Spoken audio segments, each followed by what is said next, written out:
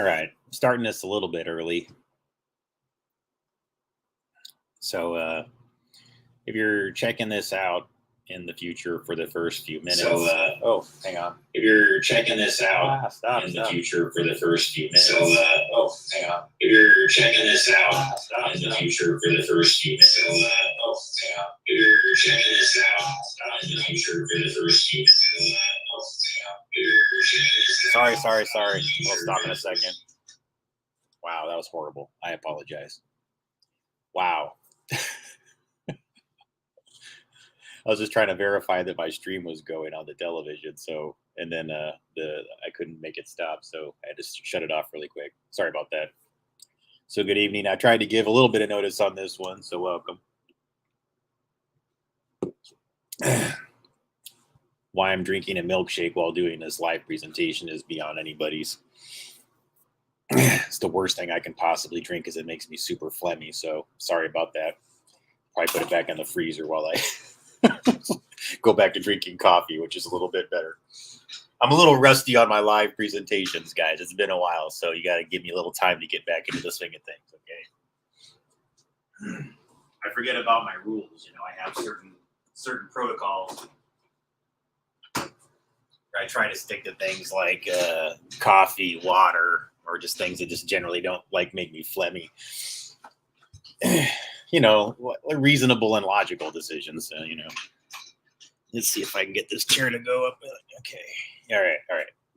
Hydrate. That's right. Hydrate. All right. So let's talk about what's been going on lately in the news, guys, because it's kind of it's a catch-22 for me. I've been having a side conversation with a friend of mine about this lately because I'm really trying not to take the bait and help the people that are like the high-ranking occultists achieve the goals that they're looking for, which is what? All right. They understand everything that I talk about on my channel involving energetics. And so people that have more dark values and practice things like that are consistent with the human trafficking, child abuse networks, they have a belief that is centered in energetic transfer, energy harvesting, and energy thievery. Children are biofuel generators because as long as they're in a growth cycle until they reach their 20s, they're going to be hyper generators of positive orgone radiation because POR, which is a term coined by Wilhelm Reich, involving it's an ancient concept though, guys. So by no means was Wilhelm Reich the guy. He's just the person that modernized it, much like James DeMaio. James DeMaio even took it further and gets into a much deeper discussion involving bions. Now, the whole point of what these people are doing involving these things that are going on in the news right now that are just absurdist. What's his face? God, I don't want to get his name wrong. From Breitbart, before he passed on. Andrew Breitbart. That's right. Okay. Again, same friend passed along an article to me where he got deep into at some CPAC convention about Dadaism. And so what we're experiencing right now, folks, I call it Discordianism in my presentations typically, but I do believe that his term is probably more accurate as far as what others would refer to it as within the political communities, that a lot of these groups are practicing Dadaism. They're doing things that are absurdist in front of everybody to confuse narratives so that when we all go to have a legitimate discussion, we don't even really know what side is doing what. It confuses things to people that don't have a more sophisticated understanding of the things that they're getting into. And so I felt like right now, especially, it's very important to talk about what's going on, but not get into the minutia of every last photo. So what I'm not going to be doing tonight, and if you're looking for me to do that, then you'll be disappointed. What I'm not going to be doing tonight is actually delving into every single photo by the Balenciaga, whoever, I don't know how you say their name.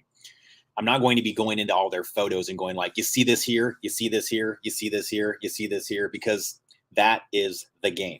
What I'm trying to discuss tonight is what is the game? Why are they getting us to focus and concentrate on all these things? what is the function of these campaigns, because they did it deliberately.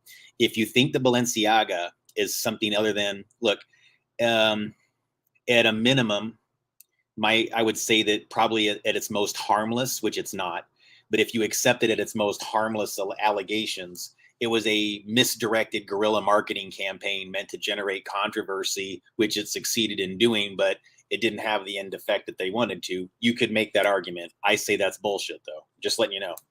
I know that that's one of the things that people that come from those areas are more inclined to believe amongst themselves, because the media is going very, very aggressive on defining anybody who criticizes what's going on with this as a QAnon J6er, which is exactly why they created QAnon and J6. And guys, I warned you about all these things. Remember, guys, when you look at me, you're going to go back. I want you to go back 2 years, guys. Go back 2 years into all my material. And over again, I kept warning you. I'm not trying to say this as any kind of I told you so. I'm saying that, like, you wouldn't trust me sometimes because I come from such aggressively Democrat and liberal backgrounds, okay? That ain't my fault, okay? That's my family. Yes, I believed a lot of the same things. I had a lot of the same values, and I'm not suggesting that I somehow turned conservative or Republican overnight, because I didn't.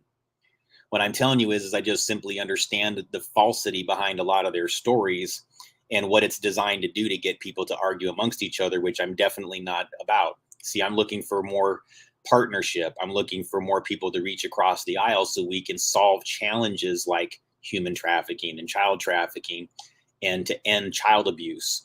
Okay. I mean, this should be like the one goal that every nation has as one shared common goal. Okay. That we can get past all of our other problems, that no matter what other things we have on the table that we disagree about one another on, or politics or governance or whatever else, the one thing that I would hope that, especially amongst us, the most powerful nations, that we should be able to agree upon is that child trafficking, specifically the exploitation of children and child trafficking, is absolutely 100% wrong. And that we should always accept help from any direction that we get. Because, by the way, guys, I don't know if you know this, but part of the mission of ambassadors, if you look up the word ambassador, the official definition of what ambassadors do between countries. Part of what they do is, like, so if we have a Russian ambassador that goes to have a partnership with them, it should not matter, like, whatever challenges are going on between Russia and the United States. Those ambassadors should basically be friends. They should be the kind of people that are going like, hey, look, guys, I know that there's some things going on or whatever else like that, but we've got these core issues that we're working on behind the scenes, that it doesn't matter if there's a war going on, it always matters that, guys. But what I'm saying, though, is that, like, human trafficking is part of the mission, like ending human trafficking is part of the mission of ambassadors, to have a global partnership to end human trafficking. Look that up, okay? Because it's not working out that way.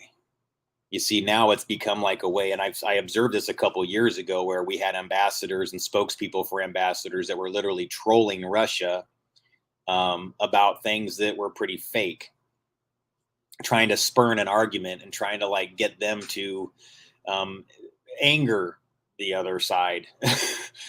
Again, the exact opposite of what a mission of an ambassador should be doing. Okay.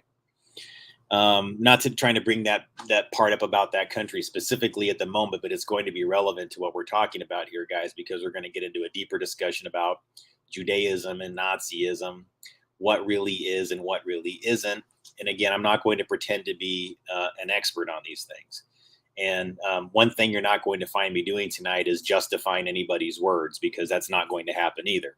What I'm going to suggest to you is that what we witnessed here recently with Kanye's behavior, if you ask me, it's another one of these events that's designed to sort of do something that's absurdist and confusing, but that steers debate over issues in completely the wrong direction. So where if you take a position that, like, that how do I say this, guys? He's adopting certain positions and then spinning them off into la la land, specifically so that you can't have an intelligent debate about what really is Judaism, what truly is going on within the state of Israel, what truly is, and instead of having an intelligent debate, which is something that I've been trying to do, not even a debate, something that I've actually been wanting to do for a long time on this channel, because I see these things happening all the time, right?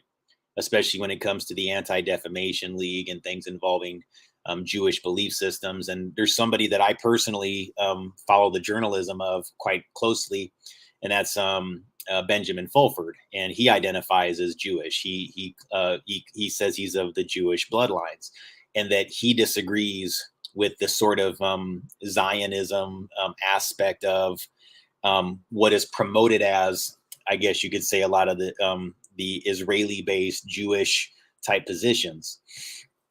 And again, some people that are Jewish, that are actually born and raised Jewish, believe that a lot of these things are sort of false, and that the people that are in charge of them are false Jews. So those of us from the outside who are not Jewish, that's something that we need to be, I think, aware of, because you're going to have two groups that'll both say that somebody else is falsely claiming to be what they truly are.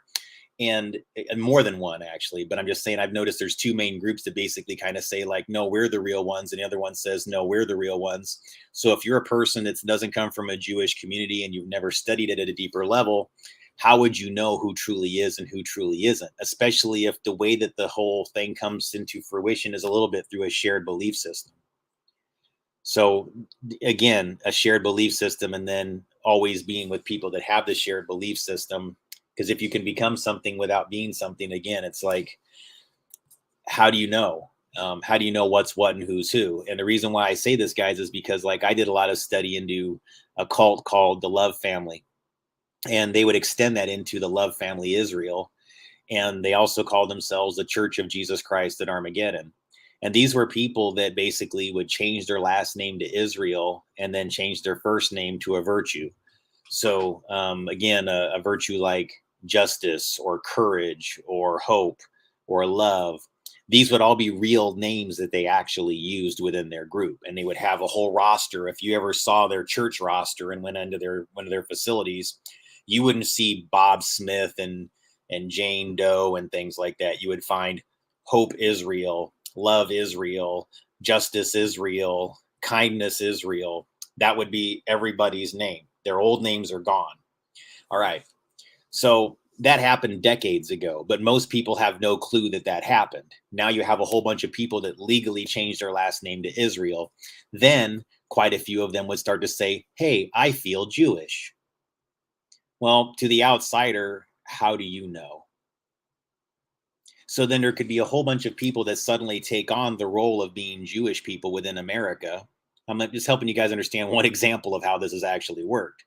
And then once you dig past, like, how they all got started, you find roots of Nazism. And you're like, well, wait a second. You mean to say that there's a whole bunch of people in the United States that had this sort of like cult that they started that was like esoteric and hippy dippy and everything else like that, but you're saying that it was actually started by Nazis? Yes. Because at the end of the day, Nazis are kind of like, they're a bit anti-life when you really get down to it. They're not really trying to create more of anything, but more things that destroy and have their shared belief system. It's their goal to terraform the earth. And if you know what they understand about terraforming the earth, it is through beliefs. It is a psychoenergetic event through which you terraform the earth. But you understand that part of how they achieve that is through physical death, because the fewer people you have that don't have your shared belief system, then the quicker you are towards terraforming the earth, because you're reducing the number of people that have an opposing belief system, and beliefs create bions. Bions go into the biofield. And then once they all go into the biofield and there's enough shared biofield energy, then they can begin to manifest things into physical reality, which results into what? Well, churches get built with shared belief systems, businesses get built, apartments and condominiums and hotels get built through shared belief systems, even if it's just a belief in a business model, even if it's just a belief in whatever. It all begins with beliefs. It all begins with ideas. And those ideas, I'm just trying to break it down to science, folks, where we say, what is an idea? It is bions. Okay. You think of something and you focus and concentrate on it, and you produce something within your body. It's a psychoenergetic, bioenergetic process that we're not being taught in schools that you need to understand so that you can get why somebody would want bad publicity. Remember, Trump used to say this all the time, I think back in the 90s, guys. All publicity is good publicity. I know he's not the only person who said it, but he's definitely one of the people who made it most notorious. And I remember he used to go on Howard Stern way back in the old days and always say that over and over again. All publicity is good publicity. Why?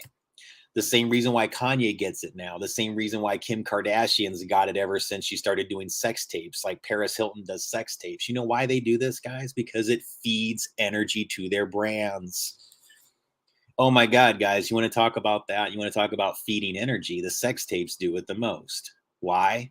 Okay, Kanye knows this. He's riding the momentum of Kim Kardashian's sex tape because guys, for lack of a better term, masturbate to these women. Like Paris Hilton had a sex tape. God, I mean, it's not really worth doing that to. If anybody who's ever seen parts of it, it's, I mean, you know, I'll admit, guys, back in the day, I did see actually a little bit of that. So I wasn't looking for it in the classic sense, but I did actually see some of it, like little snippets of it that were put out there and everything like that. Didn't see like a complete video or whatever. And I was kind of like, it was something that people were kind of saying like, this seems like whatever kind of fakey or whatever, you know? So I was kind of like, okay, because I've never really found Paris Hilton attractive. So I'm not going to sit here and act like I wouldn't look at something like that. I'm going to just say that generally speaking, when it comes to things that involve like a violation of people's privacy, like where they didn't intend for it to be put out there, I try not to look at it, right? But if it's something that they obviously are doing something energetically where they kind of throw it out there because they're looking for a reaction, again, I'm still going to probably avoid looking at it because that's the whole point. It feeds them energy.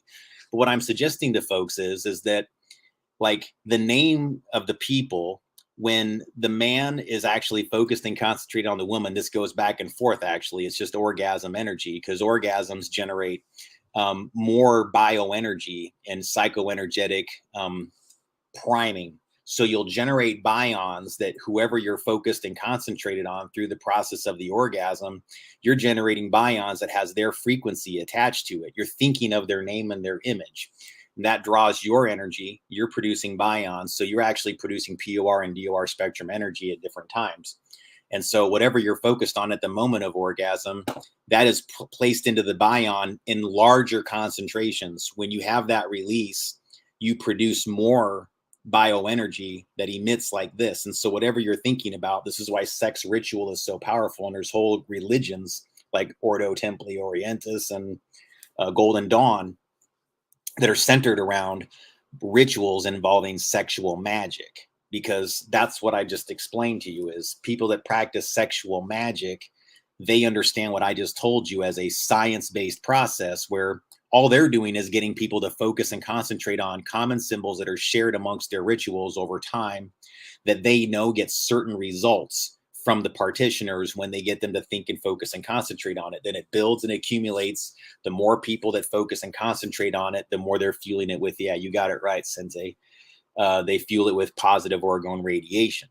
Okay. Now, what was going on then with this whole thing on Infowars where Kanye was effectively trying to warm people up to the idea that maybe Hitler wasn't such a bad guy? This is such a bizarre thing, guys, because I was actually saying something to a friend of mine in the background. It wasn't even like a week or two ago where I said, I already know what they're going to do next. They're going to start having people that you would never expect say it. I said this, guys, like they will actually, I know I'll have some record of this someplace. They're going to start having them empathize and sympathize with Hitler. It's going to be something they're going to put out there almost like a campaign where they're going to have people that are going like, maybe Hitler wasn't such a bad guy. And sure enough, who the hell did they get to do it? Freaking Kanye. And guys, I literally said, I said this like within a week of it happening, like I predicted it. And again, it wasn't a challenging thing to predict because I knew they were going to go for this. I'm just telling you. Well, here. I get, guys, that like we shouldn't even have the conversation because of the types of things that it, whatever. But what I would personally like to do is take it things like this that happen and use it. Like if I had more of an audience, I would be using right now as a moment to say like, no, I want somebody that's like Orthodox, Hasidic. I want a person that's like a Reform, or people that go to synagogues that are like more modern Jews. I would want to have like a sit down, like roundtable discussion to talk about interpretations, who follows the Talmud, who follows the Torah, what is the difference between the Talmud and the Torah? Is there a conflict between the teachings in these books, like there is between like the Bible and the Book of Mormon, for example? I mean, these are like different interpretations of things that are Christian concepts, but the people that practice each one have radically different perspectives on how they should be interpreted. So why would we assume that within Judaism that there would be this one clear linear line that we should all have to follow as people that are non-Jewish people or whatever else like that, or that we would have to just immediately say, well, that person's, perspective on it is more legit than the others. We should have a more, if we're even going to get into the discussion, guys, then we should have a more educated population and have a greater understanding of what it truly is or isn't. That's all. And so if I ever did have that ability to get those kind of people to actually, be on this channel, I would welcome that as an opportunity, because it wouldn't be like a debate. I would just want to have an understanding, like, okay, when an event like this happens, rather than it be like bringing on different people to spar and to argue, that no, we just bring on intelligent people that actually have in their hearts of a resolution in mind, of wanting to understand somebody's position better, where they're not showing up just to like fight. They're showing up to say like, yeah, this must be confusing for people. Like, let's all have a discussion on like how we should actually maybe discuss this a little bit better. And they would just want to have their position put out there. See, that's what I would want. And so, all right.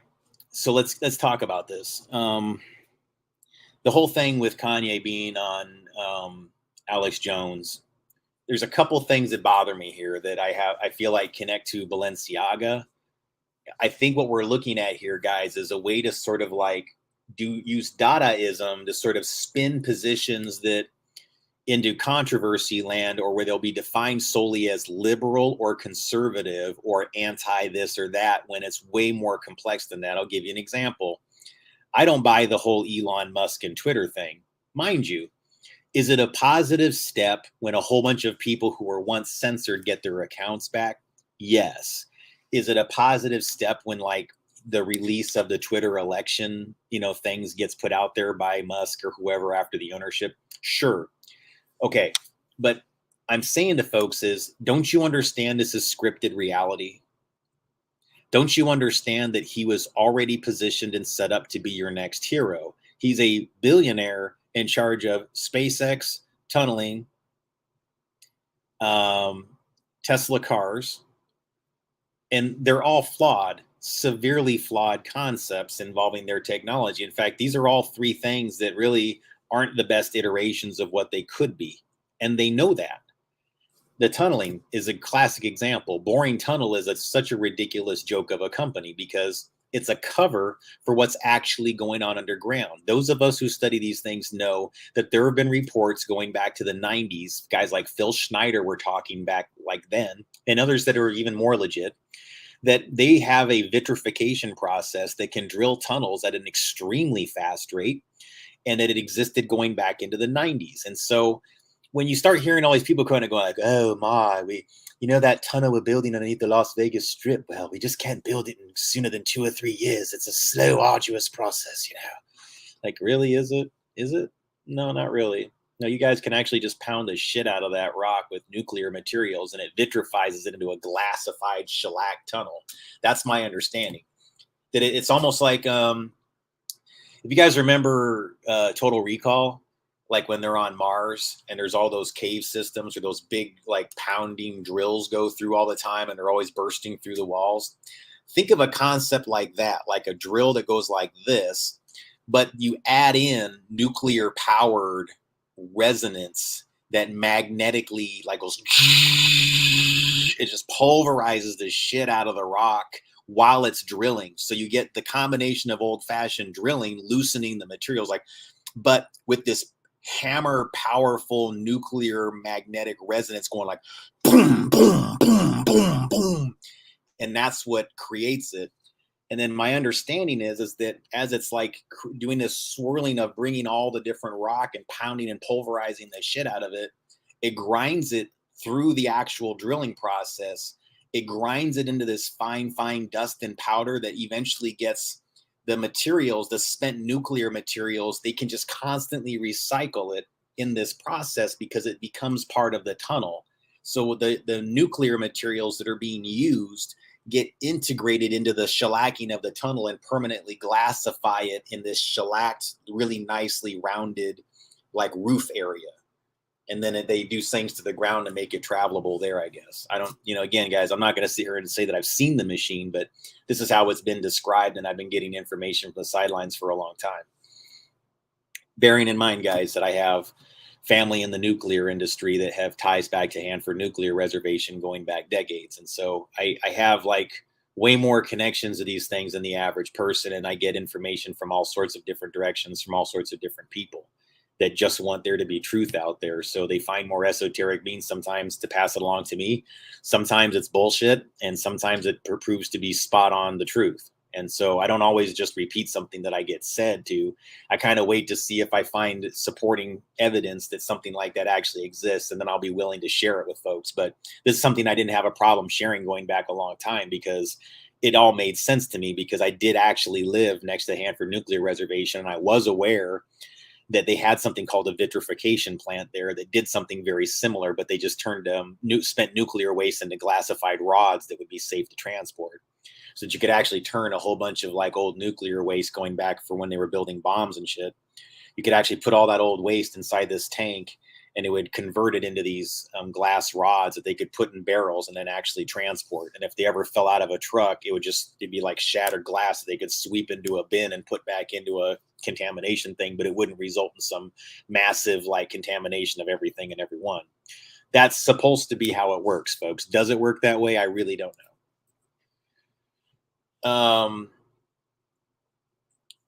Yeah, so Cosmic here, I'll put your question up here. So you said actually you're kind of thinking the government actually owns Elon Musk company and hired him to pretend he's the owner. Same with Amazon and Facebook and Walmart. Okay. Now, so is it the government or is it deeper than that? See, because in my experience, it's not really the government, but yet the way that it works is like you have private companies that have relationships with the government, that it winds up being the tail wags the dog, because those private corporations that have the contracts with the government, they can do things to backdoor the perceptions of people within intelligence services, FBI, CIA, NSA, all of it, especially if you're the companies that I reported on, like SAIC and Leidos. I mean, guys, like SAIC has a company whose CEO is Nazi King. Her name is Nazicking. That's absurdist. That's Dadaism 101. That's them like putting it right in our faces that they can just fake things, if you ask me. If she was born Nazi King, hey, forgive me, but that just sounds quite a bit like a bullshit fake name that you just put out there to sort of like let people know that you can do it. Just being real.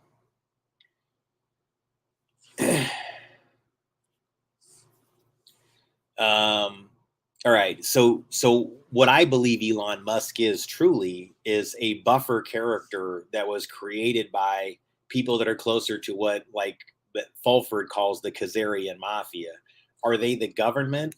No, but they control the government basically because they know how to put themselves in these sort of mid-level positions where they can they can do things that influence the entire narrative.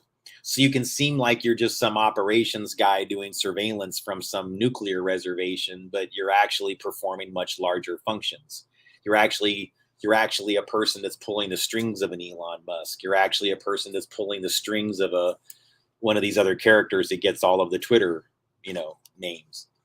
I mean, guys, like these people have like 1 million followers, and it's laughable to me that Elon Musk starts talking about like cleaning up Twitter. I'm like, dude, most of the things that I saw you interacting with when you were actually talking to somebody and having a conversation, you were talking to bots. So like he would act like he was talking to one of the little people out there. And I'm like, that's not a real person. Anybody with half a brain knows you're not talking to an actual human being. That's a bot you're talking to, Elon. So, But you're acting like this guy, like, oh, that's a great question. So I'm so glad we could address freedom of speech in America. Okay, so let's talk about that then. But he's talking to a bot that set it up like, all right, you set it up, I knock it down. That's what Elon is. That's what Bezos is. That's what these people are. They're puppet buffer CEOs and characters. But are they for the government? I don't think so. I don't believe that they're the government. I think that the game has been historically to get their influence leaders to always blame the government, blame the military, blame whatever. I'm not saying, guys, that I love big government. It's not like that. I'm saying that they want the population always in a state where they're perceiving their governance as evil. And you got to wonder what's behind that method, because allegedly we are the ones that create, like, we elect our leaders if it's supposed to work the way that it is. So we should be creating the government that we want. So if there's always somebody out there that's trying to program us into believing that it in and of itself is always evil and will always be evil, then we're never going to create it and turn it into something that is either minimal and only serves us at the level where it requires, to just perform the basic needs for us, which I think most people would want. Again, I'm not a person that's like super into big government or anything else like that, but you've never heard the whole thing about like Elon Musk just being a buffer. All right.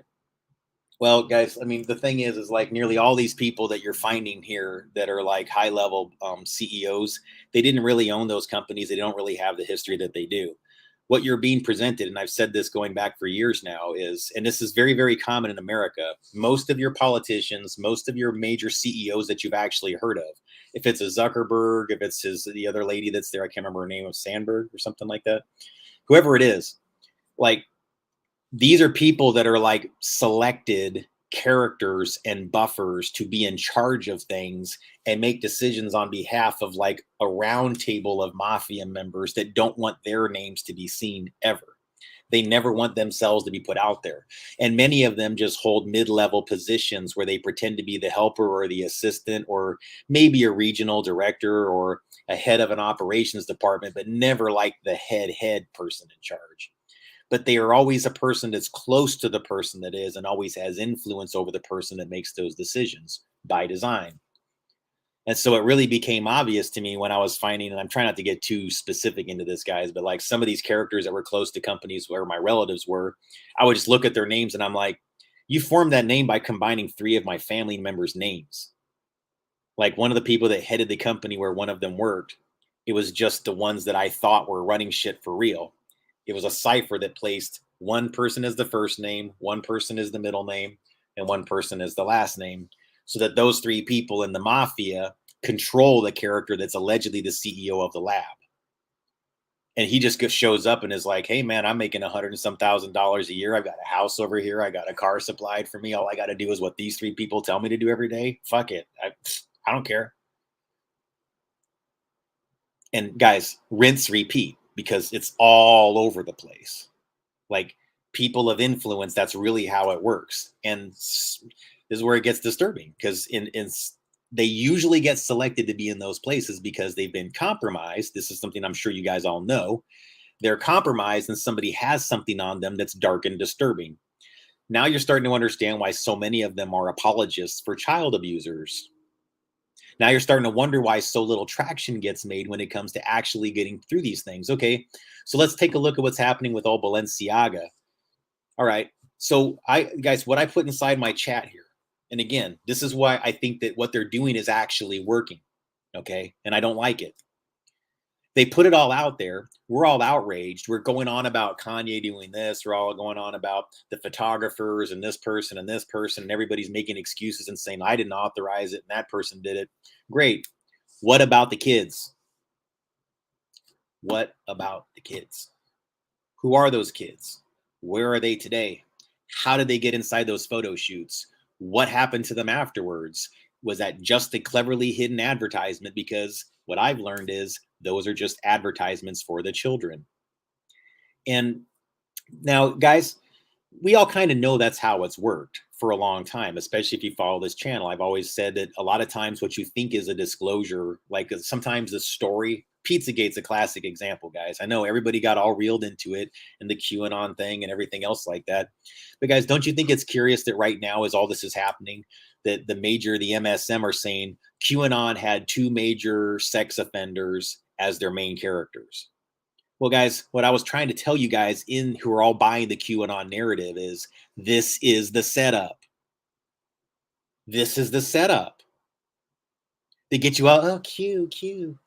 Oh, great. How did that work out, guys? How did it work out? This one I'm going to chastise some folks on just a little bit, because people weren't helping my channel, but they were just like all drooling over QAnon shit for the longest time. And I'm kind of going, you guys, look, this ain't an ego thing, but I'm telling you straight up who does this shit, how they do it. I don't send you like a Riddler card or a puzzle going like, all right, guys, let's be cryptic. Guess what? Only if I have to. Will I even be slightly like whatever? Only if I have to. But Q was like always like, here's a puzzle for you. And so for a while I was kind of like, you know what? Maybe this gets people to think. Great. And you know what? It succeeded in that. Okay. You know, it got more people to think more abstract and to look deeper into things. And I think there were some positive things that came as a result of it. But overall, it was designed to make the people that are patriots in this country wind up looking foolish. The whole J6 thing was pre-planned. It wasn't real patriots. It wasn't real Republicans by and large. Nearly anybody who was really on that side of things was probably just an easily led, not very intelligent dupe that just was like, oh, they're doing it, I'll do it too. But most of the people that were down there had a greater level of sophistication and weren't going to be caught up in that. And so they keep doing things like this, guys, to get you all to look like them. It's deflection. So now they can kind of go like, you see, you guys are always like seeing the worst in these things like that. You know, you just like, this is just some like, you know, okay, fine, guys. They're trying to like push your buttons a little bit by being controversial and everything like that. But you guys all have child molesters inside your little movements. And so you're just deflecting on us. You guys understand that that's what it's designed to do? I mean, really? It's deflection of their deflection. A technique that they've been doing for a long time. And guys, if I didn't come from people that like use this technique, like guys, I'm just letting you know, like the reason why I feel so passionately about this is I literally have people that are close to me that are involved with these types of activities who I've questioned on it, and they give me the same type of bullshit deflection and type of, you know, dancing around the answers to where they troll you but don't actually ever have to address it face on. And so I knew even back, you know, back in 2016, 2017, when I was confronting guilty family members of mine, the way they were answering my questions then, I could already predict how it was going to happen to the rest of the population, guys. They do this for the longest time. No, not answering you. That's ugly. That's ugly. Stop. Oh, don't even say that. That's ugly. How could you even talk about those things? That's ugly. That's ugly. That's what my family does. Not the whole family, guys. Just saying, there's one member in particular whose father was the child molester. Yeah, she does that. She goes like, you shouldn't talk about those things. They're ugly. I'm like, yeah, your dad's a child molester and you let him get away with it. I know why you don't want anybody to talk about it, because you're complicit and guilty. See, if the justice system was working right now, guys, I'm just going to be real with you. My mother would probably be in jail or she'd be held accountable. But it doesn't work. So I'm just letting you guys know that as a person who's confronted these issues straight on. My mother was given, like, she knew evidence about a man that was a serial child molester, and that was her father, James J. Pettigrew. I reported on him in articles, even on my own channel. Some of them might be in an unlisted status, guys. So if you ever wanted to see the James J. Pettigrew material, I could even play it tonight for you if you want. I'm trying not to go there too much, though. But I'm letting you guys know, I know from firsthand experience that, like, how this all works. So they don't, the people that are really running all these types of things, they're never in these high level positions living in mansions like you'd expect them to. They go out of their way to be middle class to upper middle class. They don't like to suffer too much, so they don't like let themselves live lives of total poverty. And if they do, it's sort of ghetto fabulous poverty. You know what I'm saying? Like, they're not really living in poverty. They're doing it in a way that like suggests that, well, it might look a little bit dirty and run down, but trust me, they're living the high life behind the scenes. They're actually doing pretty well. The whole point is to get you to not like think of them as elite and rich while they control everything. And they're good at it. Tricked me. And I even knew about a bunch of the shit like that was kind of obvious. It was in my face like for a long time. And that's kind of the way they do voodoo with resonance manipulation. It really is manipulating your frequency to get you to sort of just accept things over time. And so the reason why I just ask for forgiveness and not being a person to challenge these things sooner in my life is just because it worked on me. They kind of lulled me into this level of like, okay, that happened, I guess. It shouldn't have happened, and all the people that did it are right here, but I guess this is how the world works. See, they're doing it to all of you, you guys. So this is not how the world is going to work. So we have to just be very clear in this. We won't accept this. We don't accept it. This time, we're not just going to look the other way and move on. But we're also not going to play the game of focusing on your terms and your, like, Balenciaga. And guys, I'm not trying to feed the game. But see, the point is to give Balenciaga as a frequency, power, and influence so that we focus on their name. We focus on Kanye's name. We focus on Kim Kardashian's name. Again, I'm going to do my best not to say them as much as I can. But you understand that that's the whole point. At the end of this, you will dismiss Kanye's latest behavior not as anti-Semitic. Some people will. He's going to lose certain people. He's going to gain tons too. He is. He's going to have a whole new fan base, and quite a few of his old ones are just going to go, that's just Kanye being Kanye. But guess what else he did? He now sort of made anti-Semitism and a love of Hitler something that could be favorable and something that could actually be okay for a black person to take on as a position. See, there's going to be guys out there that have already thought these things behind the scenes. Guys, if you don't think that there's such a thing as a black Nazi, you're not paying attention to my material, because I've actually told you there's Mexican Nazis, there's black Nazis, there's Nazis in India. And I'm not talking about people that used a swastika in an ancient way. I'm talking about people that are those kind of Nazis. So you have to be, you can't assume that because somebody has a certain shade of color that they're going to be something. And, you know, getting more than a Nazi is a blonde-haired, blue-eyed Aryan model that you think it is. Even Hitler himself wasn't that. Dark hair, mustache, right? Dark eyes. What the hell, guys? Hitler he wasn't even what he claimed to be, the perfect quote. So people don't even know what it is, guys. Nazism is such a confused thing. And Kanye just stepped in to confuse it even more, right? As I think that we were about to clarify some of it. Right? Like we're actually in the process of actually producing some good dialogues here. And so enter in a guy that who's he and his wife have been connected to the fashion campaigns of Balenciaga and Adidas, wearing bondage and fetish S&M gear that's just masquerading as fashion, guys. I mean, those are outfits that you put sex slaves in. This shit that he's putting on and Alex Jones is when the whole zipper and concealing the whole body, and then the way that Kim Kardashian did one of her outfits, where again, it's the same thing, guys. Adidas does these outfits too, where it's all latex. It has the logos of the company, but it's like, you're telling me you're a fashion designer, and really all you did was you went to a sex shop, you bought a latex outfit that is like a huge human sock, and you just slapped Adidas logos or Balenciaga, if you even did that. I don't think even with Balenciaga, they put their logos on it. Adidas did. And then they put them out there as fashion. That it's not fashion, guys.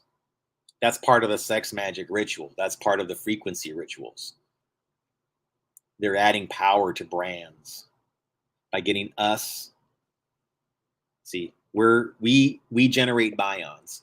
The more we dig into these stories for them and go over the minutia of them as a whole group of them, the more Adidas gets power, the more Balenciaga gets power, Kanye. Again, I'm not trying to feed it, guys. I honestly am not. But we have to be able to talk about it at this level, and then we can just go on to talking about other cooler things, you know. But I'm just letting you know, like, they really do want us just to be like, to the point where we just sort of go like, this happens, and just to move on.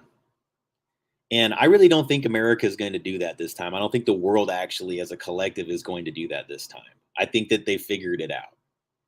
And I was really trying to figure out what was going on with Kanye for a while. I've been kind of like open to him maybe being like an Andy Kaufman like Dadaist, where he sometimes just gets attention around the issue by doing things that are sort of ridiculous and absurdist. But it occurred to me lately, you guys, that I think what's going on with him is he may have, how do I say this? I think Kanye may be like a high functioning autist on some level. So I think there's a little bit of that going on. And I never listened to his music very much until like a year ago. And I was living with somebody that actually liked Kanye's music and would listen to it in the car. And I was kind of like, you know something?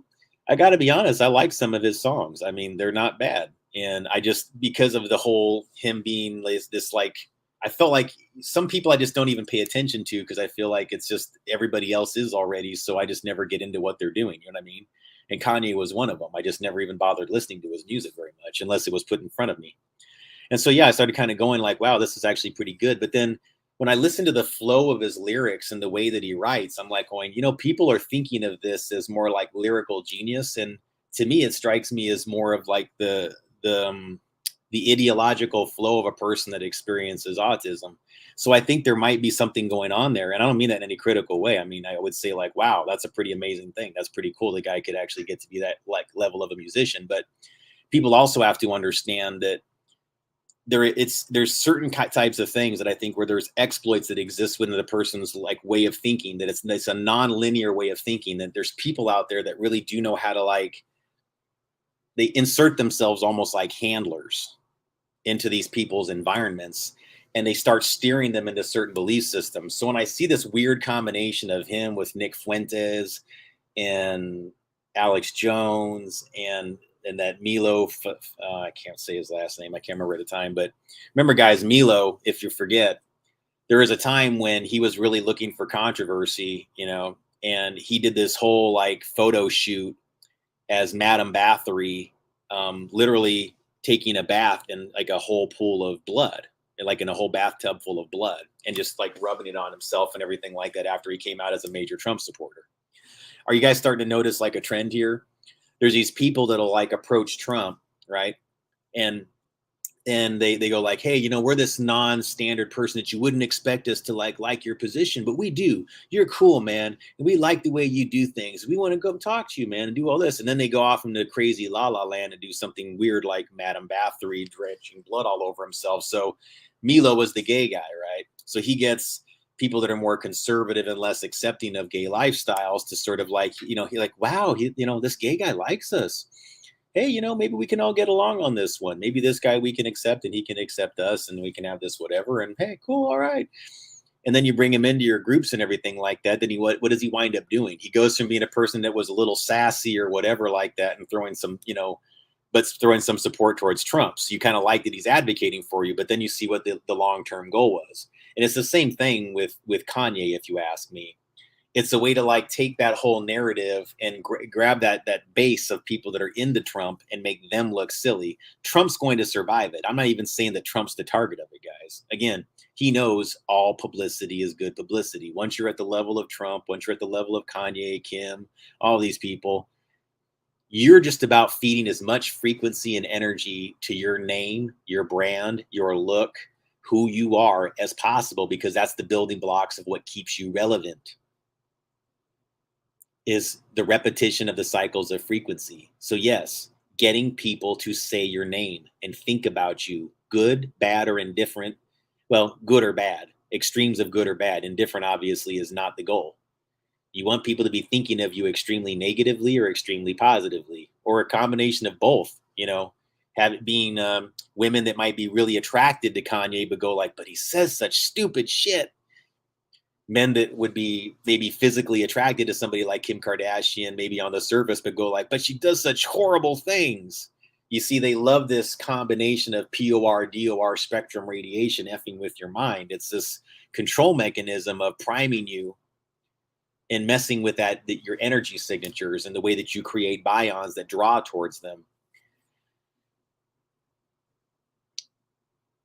Yeah. So good comments here, guys. Sorry that I'm not getting back to them. It's good to see some of you folks here. Welcome, Lisa, Jesse, Sente. I'm glad you're all here. Cosmic, Fredo, everybody. Sorry if I forgot anybody here. Welcome to the stream. All right. And so I wanted to talk a little bit more about this whole threat of Nazism within the fashion industry, because this is nothing new, you guys. And this is something that I'm glad that, at least within the whole argument of what's been going on lately, that some others have already taken the helm on this one and said that, yeah, quite a few of these fashion companies have Nazi owners with Nazi lineage or had connections to actual known Nazi SS soldiers or scientists. And then they wind up becoming owners or leads in these major fashion companies. And so if you don't see the parallel between all these things, the way, what we wear, what we view every day, again, all these things make a difference into structuring reality and getting us to focus on brands excessively, even a fashion designer's brand that's not like that well known. I mean, again, now a company that that I didn't even heard of, guys. I didn't know who they were. I don't pay attention to that crap. I'd never heard that name, Balenciaga, before this all started. But now I know who they are. I know who they are as much as I know who Adidas is, you see, because now the two brands, one's a super brand and one's more of a niche brand. Now they've been placed side by side with these two super powerful, controversial characters who are now doing what? Well, one's trying to warm up the black community to Hitler and Nazism, on top of the other communities, don't get me wrong. But you see, like, he not just warm up, but make it to where it's fringe acceptable to hold a position like he's holding. That's the end game for what they're doing with these Dadaist events. He doesn't look, maybe Kanye actually believes it. That might be part of the Dadaism, you guys. You understand that? He might actually be one of these people that identifies behind the scenes as a Nazi. And this is just a way to kind of get you to go like, do you even, guys? I mean, again, a lot of these folks, if you don't believe this is true, guys, I've actually about 5 or 6 years ago, I had a black woman say a whole bunch of these things to me. Like, we're having this like long 2 or 3 hour long discussion. And she was basically going on and on about all the things that Jews have done historically to me. And then that's one thing, guys. I've heard that position before from various groups, depending on their perspective. Quite a number of the groups that come from those communities have positions that border on anti-Semitism or have a negative perception of Jewish people. And some I understand like how it got that way, and others I think is just simple prejudice and bigotry. And and when I say I understand how they got that way, I don't mean like why they would like hate a whole group. I mean to say that sometimes I think that one group misrepresents themselves as their position. So again, like right now, like trying to warm people up to Hitler, it's a little bit like. And then the irony is Alex Jones, if you watch those interviews, was sometimes trying to like offer up an actual logical counter position. But since it's coming from Alex Jones, now the logical counterpositions looks like a radical one.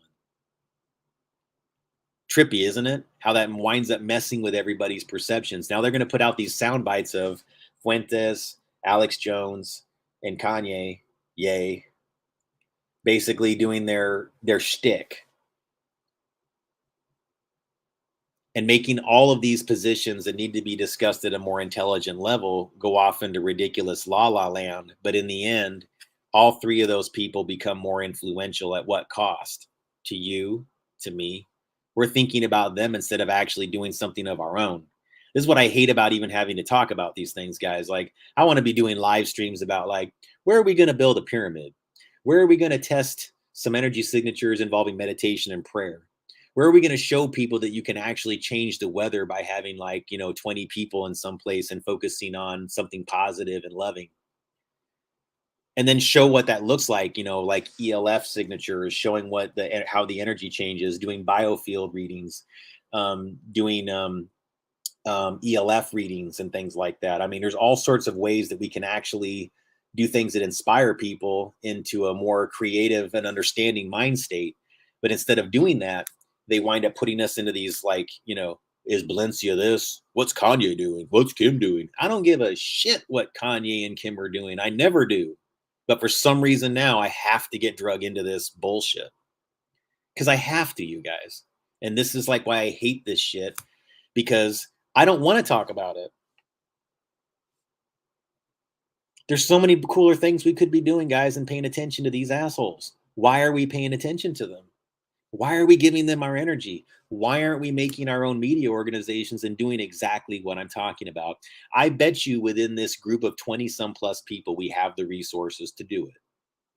That we have the resources and the talent and the ability to put out material and disclosure and actually gain an audience, especially if we take it on the road and let people know who we are and things like that. Yeah, like we could actually be doing a much better media environment, a much better entertainment environment than these people are doing, because what they're doing really is just occult rituals. And once you start to get that our news cycle and our media cycle and our entertainment cycle is largely filled with occult rituals, spells, and hexes that are, when you break it down to science, okay, what it really is, it's a process called structural psychology, and that's mass resonance manipulation. Structural psychology is achieved. You structure people's values and beliefs through events that are placed into the mass media to create a resonance of the frequency of the disinformation that pushes out towards all the people simultaneously and gets them to believe false narratives, or it fuels their thought form entities, their bions, into the cast of characters who become more influential even when it's just a bunch of lies and deception. And we all give it away. So I don't want to do it. I don't even want to be having this discussion right now. This has been what I've been debating. Sorry, guys. I've been debating this since this whole thing began, like what I'm going to do on this topic, because I could see the game from the get-go. And so a big part of me is like, I'm just avoiding putting a lot of the images up and crap like that because I just don't want to go there. But I'll remind people that all this controversy surrounding Nazism, transgender issues, and people's like perception of what Jewish people are, Nazism, like none of this is new. A lot of this is all just being rebooted with these new people in mind. Like, and again, having Kanye and Kim Kardashian close to Caitlyn Jenner. Okay, now remember, guys, Caitlyn Jenner used to be Bruce Jenner. This is something, guys, that I talk about that I don't see anybody else talking about. Bruce Jenner, I'm going to show you guys really quick. There is a film put out by the Village People. Guys, you need to pay attention to what I'm about to tell you when it comes to frequency and vibration and mass resonance, okay? There's a movie called Can't Stop the Music. So let me look it up really quick.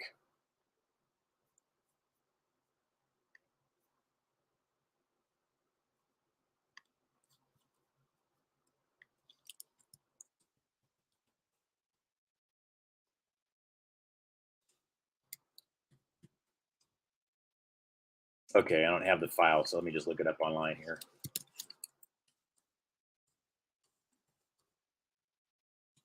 I did a series of stories about a year ago on this because I thought it was like, I had no idea this existed, okay? And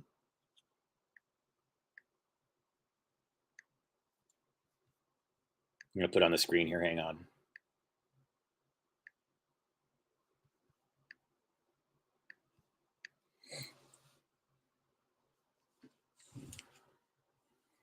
Just so you know, I'm not necessarily trying to alter weather. I'm just, what I would like to show though is that weather is can be changed through psychoenergetic events, so that people that go to one location and pray and meditate, they'll create circular grids within human brainwave, is what I believe. Okay, just to give you a clear idea. Okay, so Jerry Wright just said harp. Okay, humans can be their own type of harp, but a non-malevolent type. You understand what I'm saying? Like, you can affect the biofield. Let me put this. Sorry.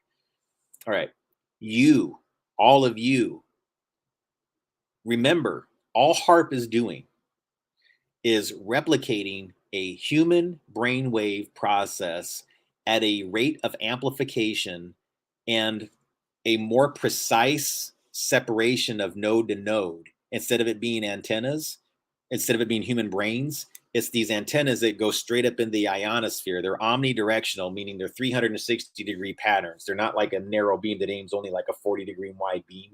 They aim up, like a circular sprinkler, like on your yard. You know how you have the kinds that you have the kinds that sway back and forth like this, and you got the kinds that are just a circle that go like that. Okay, they're omnidirectional and they have a pattern that goes like those sprinklers.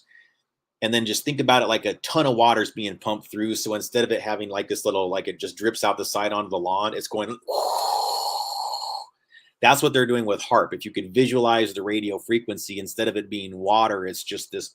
It bends the plasma. It bends the plasma field. And by putting them all in these like grids around each other, that replicates the process of human brainwave and circular grids, which bends plasma into structural reality. That's what HARP is, guys. But remember, we can all do it. When we all get together and we're not isolated, we can do exactly what HARP does. We could all sit on a beach and separate ourselves by this many feet. Boom, boom, boom, boom, boom, boom, boom, boom, boom, boom, boom, boom. Park there, meditate, and focus and concentrate on the same idea. And that would have a nearly identical. The problem is, guys, you can't control what each individual is actually thinking of. So that's why you have to have a shared idea about what you're going to do before you do one of these things, guys. And that's important because you will change the biofield. So if you got 2 or 3 people in your group that are going, hate, hate, hate, hate, hate, ha, ha, ha, ha, well, that's going to affect your experiment. You need to really have a good, solid group of people that are going to be actually thinking in the spirit, because you're generating thought form entities when you're doing this. So the only advantage HARP has over humans is that HARP can actually decide what every single node generates into the biofield. Whereas when you're doing it with a group of people, one person might be thinking of something completely different. So if you just want the word love, and separate nodes or whatever, but just remember, guys, like this is doing it. Okay. HARP generates ELF. Human brain generates ELF. Okay. So you can do it. We all can. It's just not as predictable. But they want you to believe it all has to be done with machines. And I'm just saying it, not really. It really does not have to be done with machines.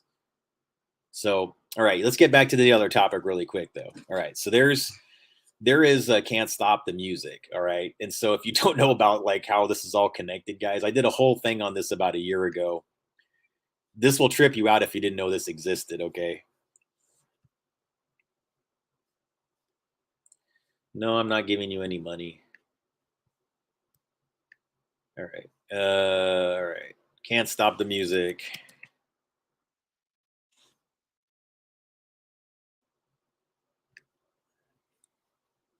So there's the poster. And so that up there, that's the Village People. And that person right there is the artist formerly known as Bruce Jenner, now known as Caitlyn Jenner. And those unfamiliar, Bruce Jenner, like I'm in my 40s, okay? And when I was a kid, Bruce Jenner was like the Ubermensch. He was like the man's man. He was on the Wheaties box. I mean, he was like the promoted, like the guy that men should aspire to be like in a lot of ways. For about a year or two there, I would say that a lot of people really held him in very high regard. And so to me, it almost seems like him integrating with this family, the Kardashians, and then suddenly deciding that he's a different gender. I respect people's decisions, and maybe Caitlyn came to that decision organically, and maybe that's a real thing. But the more I look into everything these people are about and do, the more it looks to me like they're part of this larger program of structural psychology, Dadaism, and just being people that are always in protected environments. Like nothing ever happens to these people. All they have to do is just play along, say the things need to be said, do the absurdist skits, do whatever has to be done, and they wind up getting their rewards. They're always held up. But see, they can go on. They can do things that are super ridiculous and absurdist in front of everybody because they're always protected by the media environment. These are groups that are all involved in the same economies, and so they always protect the ones that are in the village people, the Bruce Caitlyn Jenners. The one exception to this, I guess, would be Valerie Perrine, who suffers from Parkinson's today in a pretty aggressive case. She didn't appear to be one of the people that actually got the benefits of it, but my guess is somewhere along the line,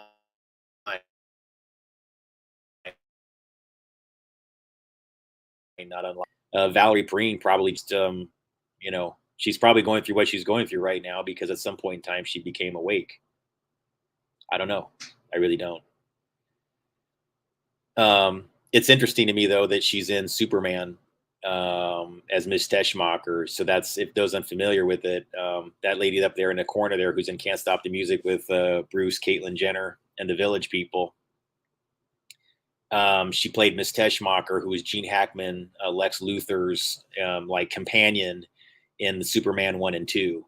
And I'm letting you know that, guys, because I'm going to be doing a whole nother thing on this at some point in time in the near future, because it does need to be discussed in great length. Why the same guy that's behind the Superman 1 and 2 plots are also the same guy that wrote Godfather 1 and 2, which is Mario Puzo. The same guy that wrote the definitive book on the modern mafia also wrote Superman 1 and 2, but really didn't do any other superhero work. This guy exclusively made things about the mafia. So it's very strange to me that of all the people you could select to write the Superman script, you would be like, hey guys, who should we pick to write this movie about, like, this one of the most notorious like superheroes who's had all kinds of TV series and comic strips written after him? Hey, I know. How about that guy that wrote about the mafia, Mario Puzo? Right down to having Marlon Brando play the central lead character in both films and even being credited above Superman himself. I don't know if you guys noticed that, but Marlon Brando is also the star of Godfather. He's also the star of Superman 1 and 2. He was actually billed ahead. Gene Hackman and Marlon Brando, they were billed ahead of Christopher Reeve in those Superman films. So their names appear in the credits before his. Before Superman himself. So I get that's how it works, guys, but wow, All righty. I wasn't trying to get too far off topic here, guys, because I want to stay connected to the whole fashion thing. But the reason why I'm showing you this is so you can kind of see just how far back this has been going with this whole masculine, feminine corruption, or look, corruption, I don't know. But definitely getting people to be like for my generation, if you were as a child, you see Bruce Jenner as the man's man. Hey, I'm an athlete. I run, and I'm on the cover of the Wheaties box. I'm a man. And then then you get to be like in your 30s, and suddenly he's Caitlyn, and you're like, oh, I thought that was a man. Those things mess with people's minds. It's just one of those things they're doing as mass resonance manipulation events, if you ask me, in many cases. Again, I don't want to insult Caitlyn Jenner if Caitlyn Jenner actually sincerely feels like who they are, because these things work in really complicated ways. And the reason why I'm telling you that, guys, is like the way Bruce became Caitlyn could be a very complex thing that happened with a series of both willful allowance of certain things. And then there were certain that once they allowed that to be in those environments, things were done to them to get them to be even more extreme than they would have been voluntarily.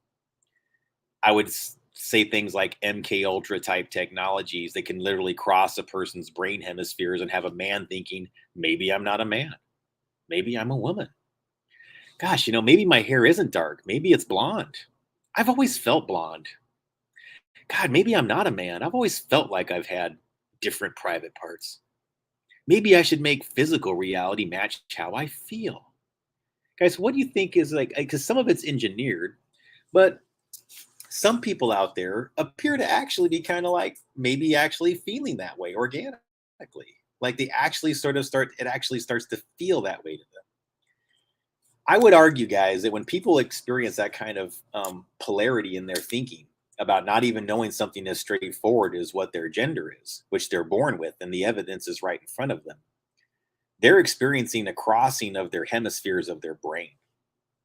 I think there is a technology at place that is literally doing something to that person's mind at an aggressive rate that is telling their brain, you are not what you are. That's anti-life. And as I started to drill deep past that, I was thinking to myself, well, what is out there that would be creating this type of polarity within the human brain? And I'm starting to think a little bit more about what Malachi Martin and Art Bell talked about in one of their interviews, where Malachi Martin said that he believes that radiation is playing a role and will continue to play a much greater role in the manipulation of the human mind and body. And this is what I think may be going on, folks, is that now we live in such a soup of frequency, and that frequency is increasingly digital in nature. Its modulation patterning is digital. So you're not receiving things in these frequency sets that go like this. It's being delivered like a waveform, but the payload that you get when you're surrounded by these signals is not like a bunch of analog waves like they exist in nature. You're getting data modulation for compression's sake. You're getting digital data modulation that's making that frequency do more like this to you. Sorry. It's kind of doing that. It's just like always like tap, tap, tap, tap, tap, tap, tap, tap. It's like off on, off on, off on, off on, off on, off on, off on, off on, off on, off on, off on, off on. Sorry to be like annoying, but like with light, we used to have regular light bulbs everywhere, right? And that just made light go like this. It traveled like this. It had a nice warm yellowish kind of glow to it in the bulbs. Nowadays, we have these things that are these energy saving bulbs that achieve it through what? The similar process, like I told you. I mean, it's just off awning a bazillion times to where the bulb thinks it's constantly on, but it's not doing this, but it sort of looks like this. It almost replicates an analog waveform, yet to your brain, which your entire body is a light body. So let's talk about what all this pulsed light is doing to a light body. Because you radiate analog, you radiate waves. You're a wave radiating. You don't pulse, you radiate waves. So if you're surrounded by pulse, pulse, pulse, pulse, pulse, pulse, pulse, pulse, pulse, pulse, pulse, pulse, off on, off on, off on, and you're a frequency generator, and you are, we all are, there's something to that. And so I just want to at least have an intelligent discussion about that. Not an accusatory one, but an intelligent one, especially with people that are like peers of mine that have been doing this for a long time, like I used to. I used to design cell towers, guys, but like I was telling you earlier, like I designed cell towers. I didn't tell you guys here in this presentation, but I used to put cell towers in places that saved people's lives. There's no question in my mind that that's exactly the effect they had, okay? I know they did. I used to get reports directly back, like from people going like, do you know that since you put that cell tower in that area that we've had this many incidences in there where somebody was steered off the road or had an ice incident or a snow incident or whatever. And for the first time since, in years or whatever, managing those areas on the highways or in those towns, that we had emergency responders that were actually able to make calls back and forth. And it was that ability to make phone calls while inside those canyon areas that you built those towers was the difference that made it to where people's lives got saved or not. So it's not cut and dry, folks. I'm just telling you that as a guy that like, I'm willing to have an honest discussion with folks about what's going on. And I put myself out there to do that several years ago. In 2016, I officially left the wireless industry. I called up my boss and I said, I don't really know what's going on right now, but I've got to figure it out, like on my own. And so I've got to leave. And he actually gave me another month to think about it because I was making damn near six figures, guys. I made really good money in the wireless industry. And I was prepared to walk away from it so I can understand what is going on with all this better. And it's not lucrative historically. I hope at some point I'll be fairly compensated so that I can just do this, guys, because I don't want to have to go back and forth between doing contract jobs and then having this type of ability to communicate things. Like, I feel like it's a waste of my talents. I'm a good, effective communicator, and I'm actually trying to I have a good goal in mind. It's a positive goal in mind, but it's also one I think is intriguing for people. I think they want to have these discussions. They're hungry for it. They want a venue where they can actually do it. And I think that if we work together, we could actually provide that. We could have this intelligent discussions on these things that don't go into like, it's okay to be a Nazi. I mean, geez, guys. All right.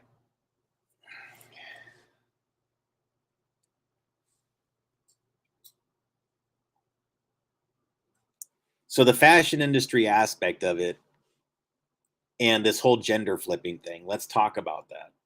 Because to me, when we talk about this, like what I just talked about with frequency, the whole off awning thing, okay, that's frequency. The thing I've learned about these groups is so that's a technology attack. If you think, well, look, I don't want to say it's an attack, but it's a technology based manipulation on human brainwave that if you're not aware of, I think it can attack your ability to sort of how am I trying to say this? I think it could put people into predictive patterning where they're less individualistic and they follow a pack more frequently, which makes events where people run around and say like it's okay to be a Nazi as Kanye, or where Caitlyn does this thing, and then they're influence leaders, and I believe they're selected to do these things for a reason.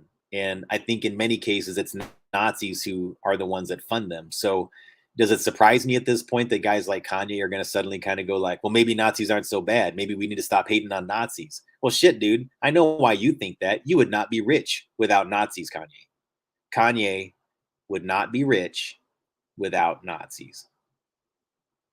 Kim Kardashian would not be rich without Nazis. Bruce Jenner, Caitlyn Jenner would not be who she is without Nazis.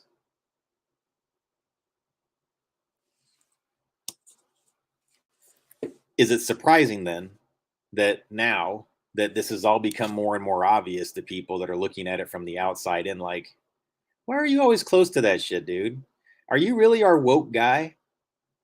Are you really our woke guy? It doesn't seem like you are, Kanye. And I was I was open to it, man. I'm like, hey, man, maybe he's just doing this to be absurdist and get people's attention on things. So I was open to that for a long time. I've always been open to that. I still am for a lot of people. I still think that's an effective way of doing things, but not as effective as it used to be because the dark side is just doing it too frequently now, where they just like go out and just throw it all out there. And we're seeing it now, guys, because that's what that is. This is Dadaism. This is mass resonance manipulation. And the fact that the fashion industry is involved once again with yet another, not quite as direct Nazi tie. Do y'all remember a story involving, hang on, let me get this on the screen.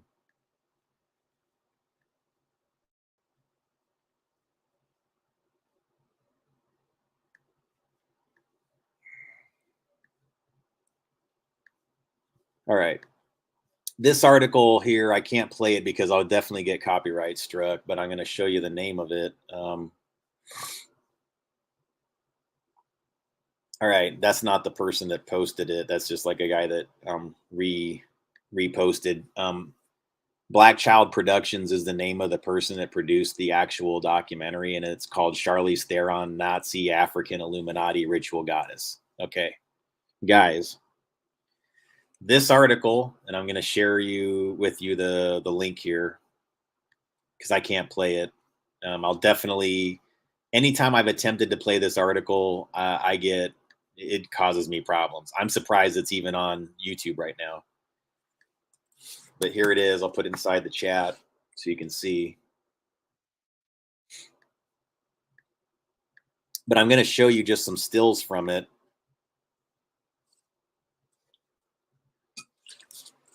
Hang on.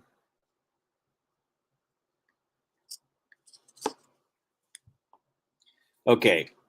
So this is a Christian Dior designer that Charlize Theron worked heavily with that was caught on camera on multiple occasions, just straight up telling Jewish people in public that he hates them and that he loves Hitler. And if you notice there, it says your forefathers would have been fucking gassed and fucking dead if he was in charge of things. And he was saying that to a Jewish couple at a table next to him. And that's somebody that Charlize Theron works with pretty heavily and considers a great guy. And when he got caught doing this, her response was to write some letter saying basically, um, I'm sorry that he's going through such a difficult time. Here it is.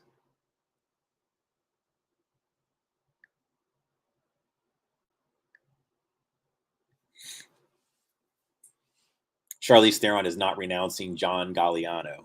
And so again, why am I bringing all this up about Charlize Theron? Because some of you may not. It's relevant to what's going on with Balenciaga right now, guys, because you need to understand how these things all connect. Balenciaga is really trying to just normalize a method that they've been using for a very long time, using high fashion, high art, things that have price tags that are absurd considering the talent and materials used in them. For example, Andy Warhol pissing inside a Campbell's soup cup and painting it, blue or some shit like that, and then selling it for $1 million.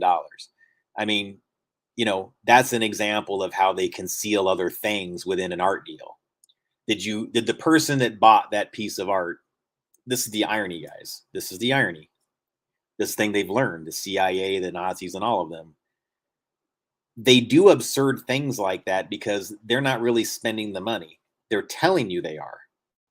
They're making you believe that it's normal for all those things to go on, because there is an economy going on behind the scenes where people have to pay this much or that much or whatever like that. So yeah, the money really does get transferred, but the money's not really what matters. These people can print it and share it amongst each other pretty freely. So what is it all happening for?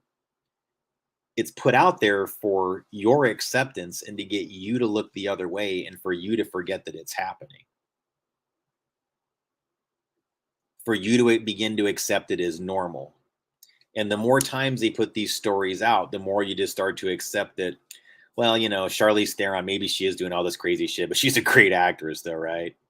It's like, no, this would really actually change that. Like when you know the things you know in this story, it should change radically how you feel about watching her work, because it's not just the person that's making films anymore. They have a larger goal. They're practicing mass resonance manipulation and structural psychology. They select the films that they're in. They're selected for the films they're in and the TV shows they're in for a select reason. It is specifically to change the values, the beliefs, the expectations of the population. All the people that think Charlize Theron is just this golden princess, she's so amazing.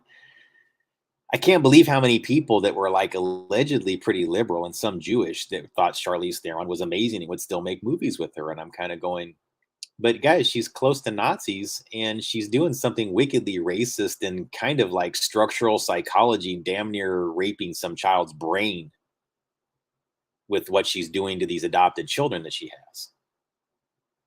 And everybody stands around and lets it happen globally. And that's part of the ritual. I'm still wondering, like, how the hell did what happened within Charlize Theron's children get accepted? Well, I was bringing that up years ago, guys, like about, I don't know, 3 or 4 years ago. I think I did one of my first articles where I actually quoted this same story. And look what we're seeing now. Now they're actually just trying to get us to say, like, well, you guys are just a bunch of conservatives that are, you're QAnon bullshit, and you just, you don't understand the artsy things, and you don't understand high art. You don't understand, how these things are meant to challenge a person's way of thinking. You know what, guys? Actually, you can't say that about me. I'm pretty sophisticated in my way of understanding satire, lampooning, things that are meant to provoke people's thoughts. Like, because I find things like that actually pretty. I've typically been a fan of them in the past. Now I'm a little bit more suspect of them. Still a fan of the method, I guess, but like what Andy Kaufman did, calling attention to gender roles the way that he did by doing his whole quitting acting and being a stand-up comedian entertainer to be a wrestler, a professional wrestler. I don't know if you guys know this about Andy Kaufman, but he was a comedian that back in the 80s, I think it was early 80s, he basically told everybody that he was leaving television and all of it. He was a very popular comedian. And he said that he was going to only become a professional wrestler going forward, and that he's not going to ever wrestle men. He is only going to wrestle women. And he got really really trying to work people up, like going, oh, you think you know so much, you dumb Southerners, you dumb ignorant. I'm from Hollywood, I know everything, I'm smart, I'm successful, I make millions of dollars and live in mansions, and you're just a bunch of pathetic. I mean, he was just like, he was using Dadaism. He was really going out of his way to like work up the group. And again, I don't entirely know why Andy Kaufman did what he did, but it is this method that you see Kanye using. And so you may want to study something called Andy Kaufman versus, what is it called?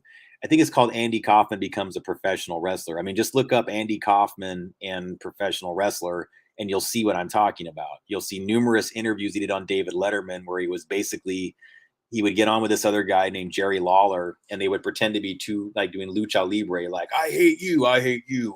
Oh, you're just a punk that only wants to wrestle women. Why don't you wrestle me, you pussy? It's like, oh, I bet you do just want me to wrestle you. So you kind of, like, those of us who have seen the method before, like, we're over it. But there's like this whole generation that hasn't seen it. They've never seen these things happen like this. You've never seen an event. Like, if you're just like maybe just getting out of school, like high school, you're college age right now, you haven't been exposed to something like Kanye getting on, Alex Jones and going like, it's okay to be a Nazi. Maybe the Nazis aren't that bad. What? But I said this was going to happen, you guys. I think I might have said it in this stream even. I'm certain I have. I know I've said this. Eventually there was going to be a time, especially within the Black community, where they would try to get Black people specifically to be okay with Nazism. And I know why that is too.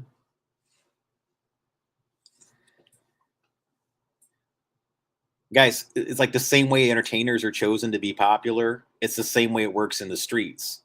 You're elevated to a certain status of notorious gangster that gets reported on and known across circles beyond the streets by the FBI, by the Nazis in the FBI.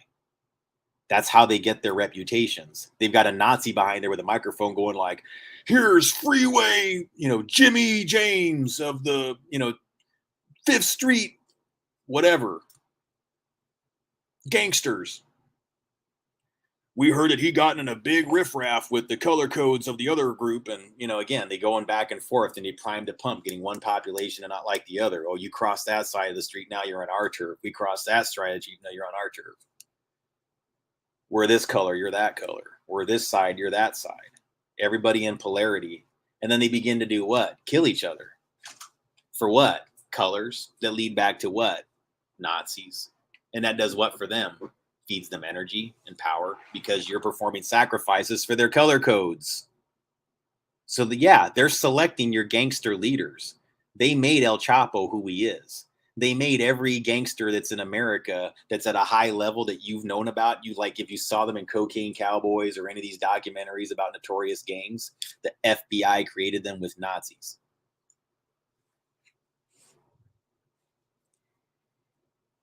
So that's why Kanye now is like going, it's okay for Black people to like Nazis. Because, again, they're the masters. They're the ones that made the high-level gangsters. So now you have to make it acceptable to have relationships with those high-level gangsters and American Nazis. So they create a Dadaist event like this where he goes, Nazis aren't that bad. Hitler wasn't that bad. Because there's a whole bunch of these guys that are high-level gangsters that are part of that culture that are literally having their strings pulled, and they know it, by Nazis. So how would it look if everybody knows that you basically were created, your entire reputation, the whole lore surrounding you is a manufactured, as real as like CB4 was. You guys see CB4 with Chris Rock? I'm telling you, there's a whole bunch of gangsters out there that are basically Chris Rock and CB4. They were manufactured gangsters. Chapo's one of them, a manufactured gangster. So that the real coke dealer, the real cocaine kingpin, never sees a jail. I feel like it's Back to the Future. Think, McFly, think. Do you really think that they would have a real person shown out there, and let alone that they would ever get caught? They're buffers. They represent. See, once people need like somebody to like throw out there as a sacrificial lamb, then they go like, "Here we go," and these people are all going to be okay. Whoever played El Chapo, I promise you, is not in jail. He's already got facial reconstructive surgery and is out someplace else playing some other character if they don't need him anymore. But he's not like suffering or serving time someplace. He's an actor. He never ran things. All right. So that's when I say it's way deeper. It is. This is about getting a certain group of our population to acclimate and warm up to and be okay with Nazism, structural psychology, mass resonance manipulation. So now all those dudes out there that got their reputations through Nazis can now look like badasses again instead of people who are just sellouts that were willing to kill other people to feed Nazi occultists bioenergy that resulted in the lives of the deaths of lots of black people, Mexican people, whatever communities they come from. If you're El Chapo, primarily Mexican. If you're one of the gangsters, primarily black. And those kills on those streets that they convinced you was for your hood was to feed symbolism. It was to feed resonant frequency into Nazi occultism and symbols. That's why they made you that way. That's why they put you there. That's why they got El Chapo to get a whole bunch of Mexicans to do things on behalf of El Chapo in his operation, because it was actually feeding completely separate terms and ideologies within his fake name that led to other things. Frequency. They feed frequencies. They get you to repeat words because words are frequencies. They get you to focus on images and words and sounds because they're frequencies. And once a frequency is placed into the aether, it bends the aether, it bends the plasma field. And once the plasma field is bent, it then begins to form into things that structure into physical reality. The end result is brands become more influential, people become more influential, and then they build things and structure things that have their influence built into it. What are we seeing? Kanye has brands. Kim has brands. These aren't just people. They are brands that lead back to, just check yourself, Kanye, because this is why you're warm to Nazism, because you know that you're getting in the same ecosystem. So now you're going to be all of a sudden, like, instead of it being like, I got duped, this is fucked up, I'm going to fight these Nazis. Now you're going to be like, maybe not so bad. They gave me millions of dollars. I'm just like one of the richest people around because of them. Maybe they're not so bad.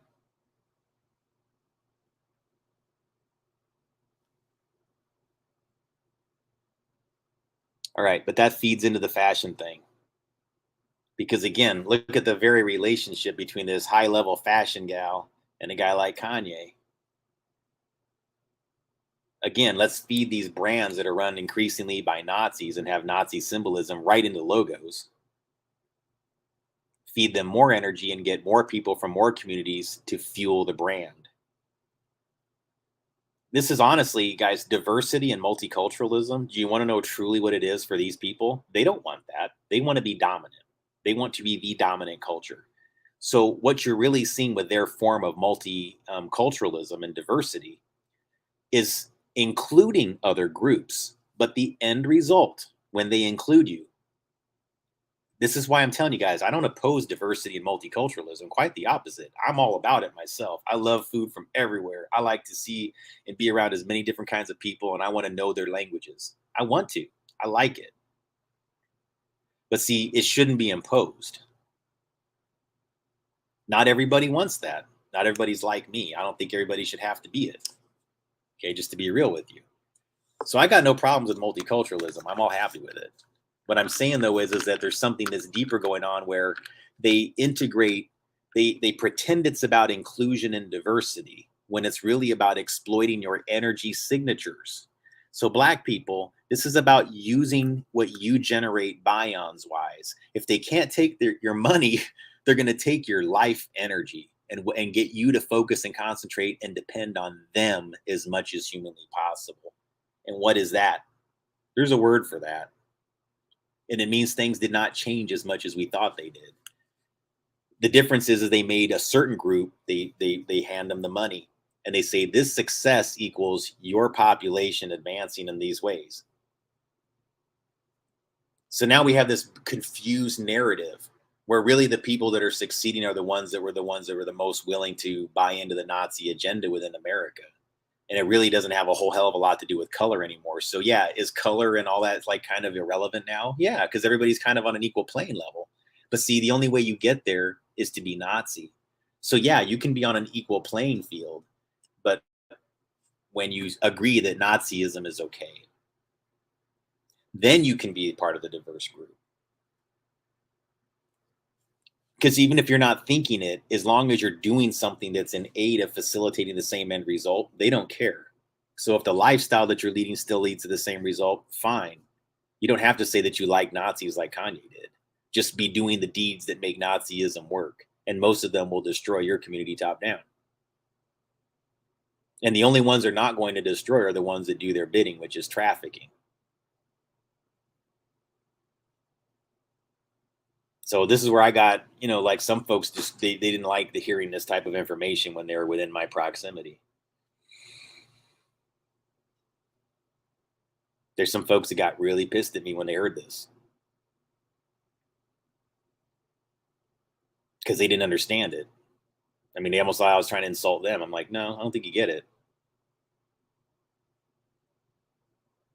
See, like militias get I don't want to get too far off topic, guys, but just like people form militias, right? You have ones that are formed all over the place that are there because sometimes government can get a little bit unruly. So it's good to have militias because, and again, the people have to be looking after the people. You have to have some degree of like people that are just there in case things get where somebody tries to do things to your group where you're like, no, you can't overreach like that. That we're here to remind you that you can't tread on us. You can't step on us that way. We're not here to be aggressive and act like your enemy, but that's why we show that we have these things. That's part of why America does have this emphasis on protecting yourself and arming yourself the way that it does. It's part of our culture and it's going to stay that way. I'm all about that. Just because I'm not Mr. like, going around with my gun safe and everything else like that doesn't mean that I'm not, no, I think that's a very positive part of our culture. And I'm a very peace loving person. But part of what keeps the peace is making sure that people know that they can't F with you, that you can't step on your rights. And you sometimes have to just be a person that's very, very strong and demonstrates to people and over again, like through that show. And that's part of what militias do is they show people like, we have this. We're going to be good members of our community, make things work whenever. The good militias, guys. There are definitely bad ones out there. And I would argue the same holds true for street fraternities and gangs. More ones that I think identify as street fraternities, if you want to call them that.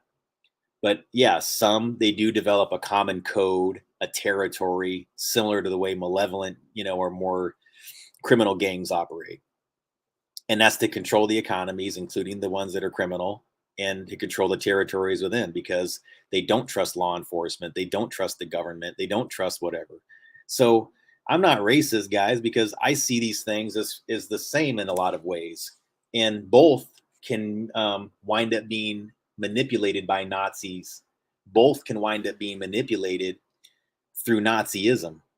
And under my experience and my seeing things in the world the way they are, is both those groups that are commonly white that are in those militias, they oftentimes get manipulated by Nazis. And the thing is, those gangs out there that are thinking they're doing it for their hood or their street, the same thing.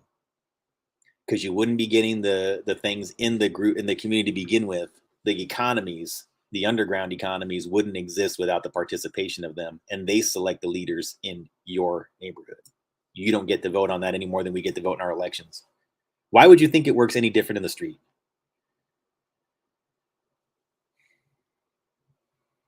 So I ain't the bad guy, guys. As long as what you do does not involve the violation of a person's free will, I say my name's Paul and this is between y'all. Just leave me out of it. To be clear on that. Because guys, I gotta also stay safe. So I try to make sure the groups that are from those places know where I stand. And I'm not saying it to kiss their ass. That's my position. That's how I feel about it. There's some people that are great in government. They don't deserve to be lumped in with a bunch of shitty people that don't really know what it's supposed to be there for. Some people just show up just to earn their paycheck and don't do anything for the public. That ain't what you're there for. But some people believe that they're just there to sap off the rest of us. That's a Nazi belief system too, that we're all just here as like their cattle, that they can treat us however they want to. So you see how they want that to be in their selected leaders, even if they're black. They want them to feel the same way too. Kanye, we're going to bless you. Like, you just got to like us, man. You be able to treat anybody however you want to. You can go walk around and be a boss everywhere. He said the magic words. It's okay to be a Nazi. So is Kanye going to suffer? Nope. I do not see there being any significant fallout from this for him. So let's see what happened afterwards. Elon banned him on Twitter after saying that he's all about free speech. Guys, I abhor a lot of the shit. I obviously don't like what Kanye was saying. I think he's, even if it was a Dadaist thing, I think what he said was absolutely shitty. And I think I'm still trying to figure out what it is exactly. I mean, Alex Jones kind of hinted at something about him being an idiot savant at the end of his clip. And guys, I mean, sometimes when Kanye is in front of a camera, I got to be honest with you. Sometimes that's kind of how he acts. He acts more like Rain Man, like Dustin Hoffman, Rain Man, but because again, he looks the way he does, and he's in the industry that he is, something that normally you might identify as being them having a unique way of their brain working, you may just say like, wow, he's a brilliant artist. Because that's how it manifests. Through the art, the way his ideas flow through those conditions, it just winds up making music that people kind of go like, wow, I never even thought of it that way. Yeah, I mean, yeah, they have, I mean, definitely I think there's a legitimate, I've said this for a long time. I think people that are on the autism spectrum especially have a very interesting way it's an abstract way of looking at the world, but it should not be ignored or dismissed as a quote condition. I think whenever they say something, they're seeing the world at a slight offset that everybody else does, but it's not less intelligent or less, knowledgeable. It's a different angle to view information on. That's what I've observed whenever I hear them talking or in the middle of a dialogue with other people. And that's kind of the impression I get of Kanye, to be honest with you. But again, I don't want to dismiss the guy as having that condition or say that he's crazy or something else like that, because I feel like that's dismissive. And I feel like that would also take away from what could be something that's more of a planned thing. And I don't want to dismiss that as like, just being crazy behavior, because I don't think it is just crazy.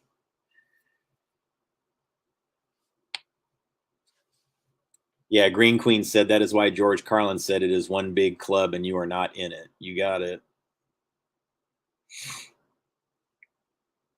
And she also said it's estimated 10% of the world are Satanists. They call it the old religion. So I have no doubt about that, guys. I think that we're now existing in a world where we could about have a 10 to 20% contingency of people that actually believe in old school Satanism or some form of Luciferianism.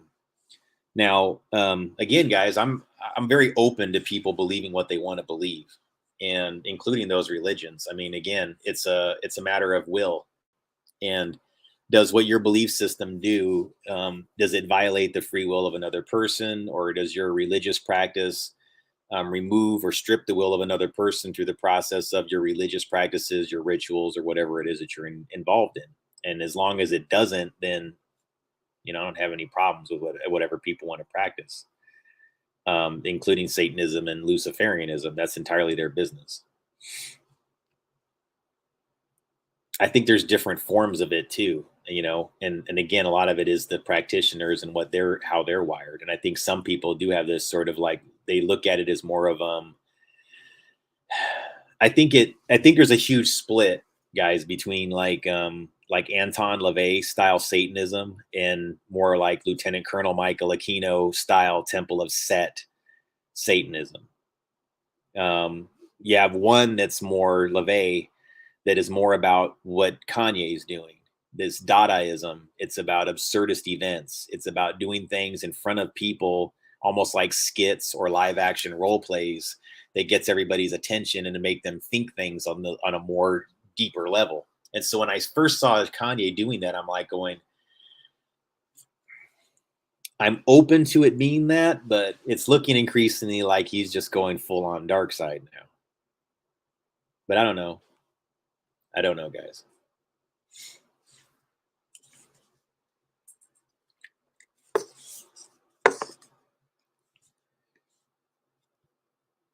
Oh, crap. Hang on.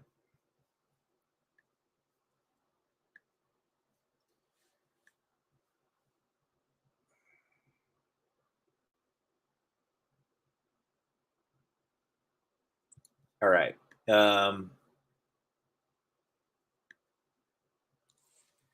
So the whole Elon thing, if you guys notice, like Elon and Kanye have had kind of like the thing where they posed for a picture together in the past or hung out in each other's mansions and that kind of thing. So that's why I feel like this is all a little bit too convenient, guys, because again, Elon is a character. He's a buffer character. He's a buffer CEO. He's a selected CEO of that company. And the way that this event lined up with him going on Alex Jones, who's banned permanently, was banned permanently on Twitter there, and the way they're trying to like, it seems to me almost like they're trying to make Elon sort of like the one who can be the gatekeeper, decide what is an acceptable form of free speech and what isn't. Because now everybody's going to be suddenly championing him as, you know, this great free speech guy. And I would argue that if he truly was that, there would be almost nobody banned from the platform. I mean, guys, I don't care if it's anti-Semitic or they hate Mexicans or hate black people or whatever else like that. I mean, at the end of the day, free speech is free speech. And I don't have to like what the person says to say that they should have a forum through which to say it on. And I didn't think that anything that Kanye said would be enough to say that the person does things that incite violence. No, his opinions are stupid and misdirected, but not inciting violence. So I think that was just sort of a way to sort of make an excuse. I mean, if you're going to say incite violence, there's all kinds of things that you could make an argument would incite violence. I mean, if you really want to get down to it.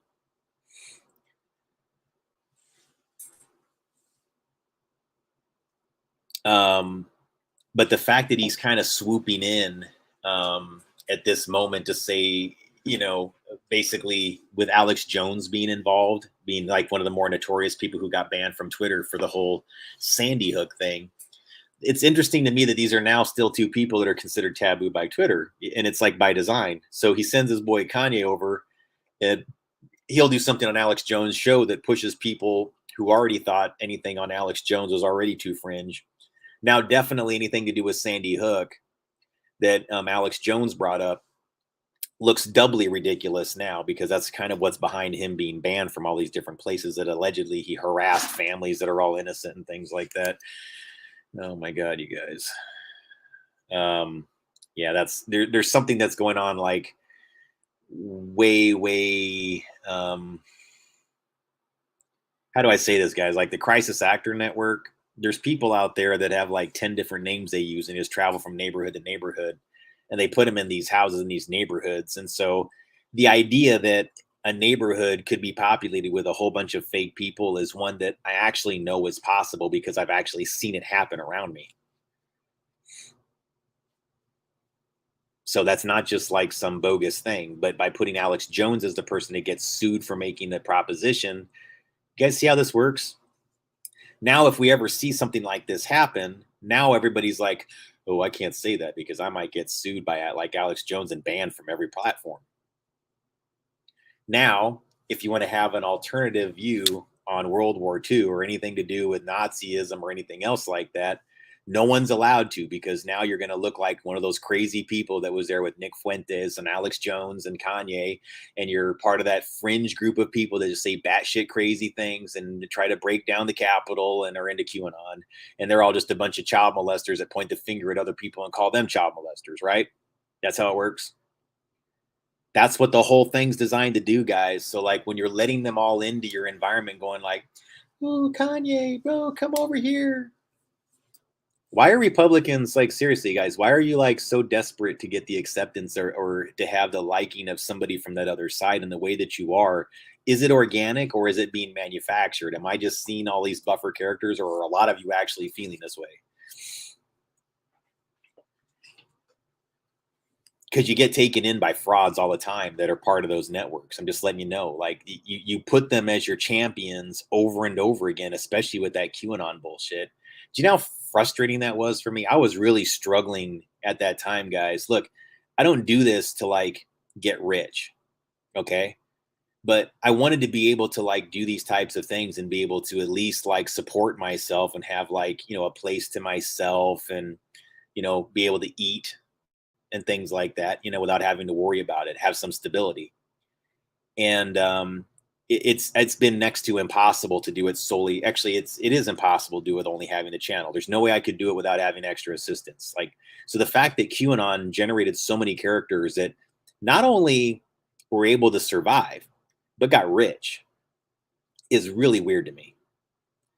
It's in such contradiction to the way things that I know truly work on YouTube. You don't get rich doing this.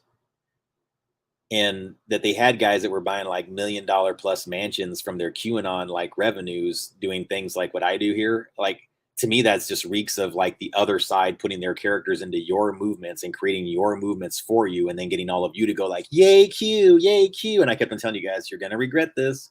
You're gonna regret it. It's like, what do you know? You're from a liberal group anyways.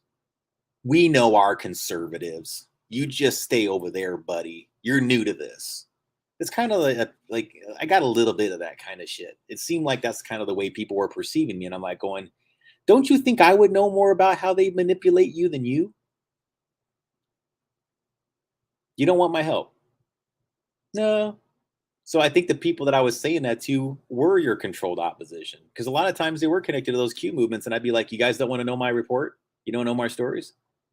I promise you guys, like, what I'm talking about is it's everything Q talks about and more, but I'll give you names and places and GPS coordinates and tell you the whole fucking history going back 30, 40 fucking years. But you're still taking puzzles.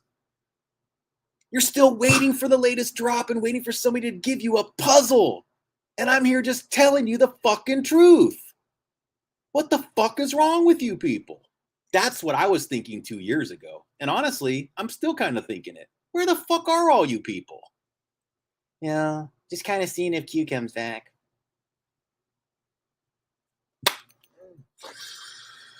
Wake up. Because that was your asleep 2.0.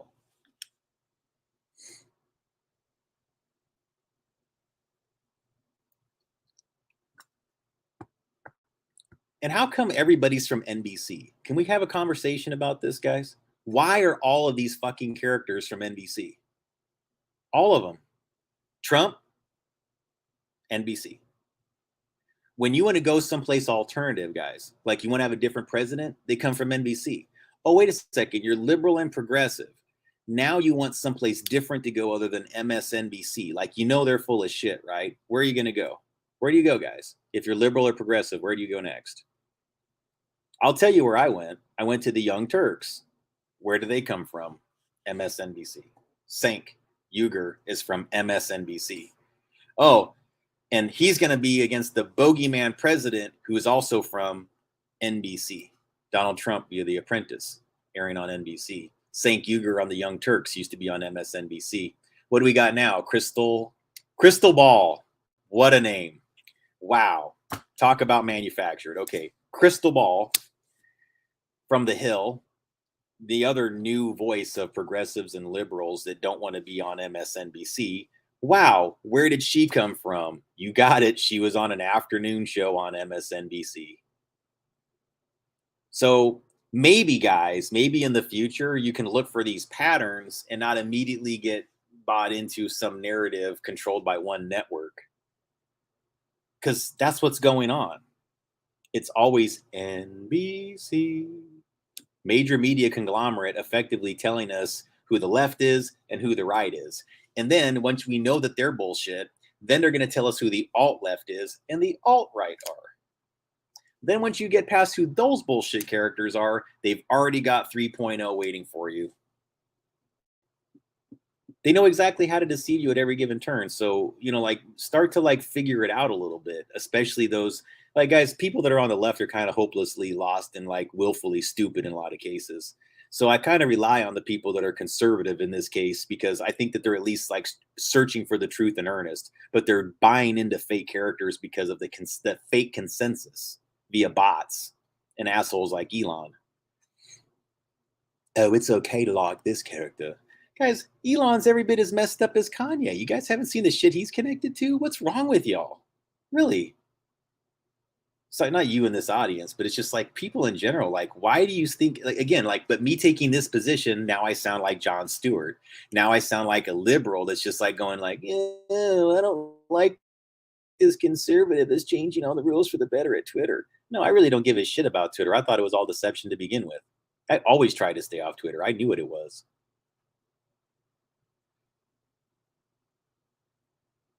So no, I'm not. This is not a liberal position.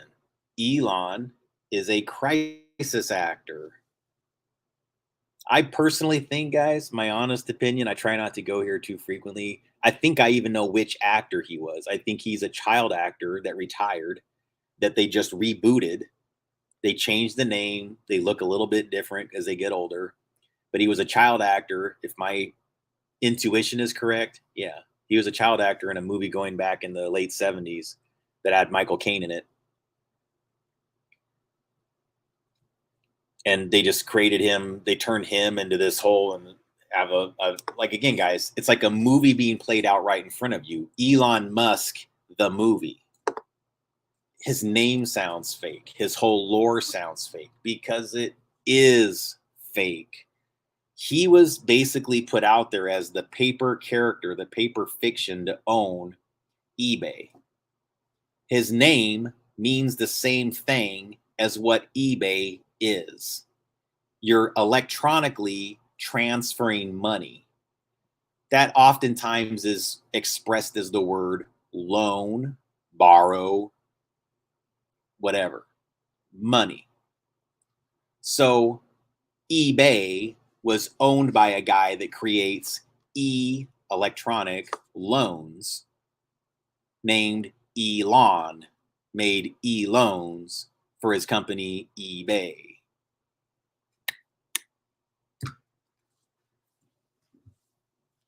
And then he just conveniently owns SpaceX, a tunneling company, and electric cars.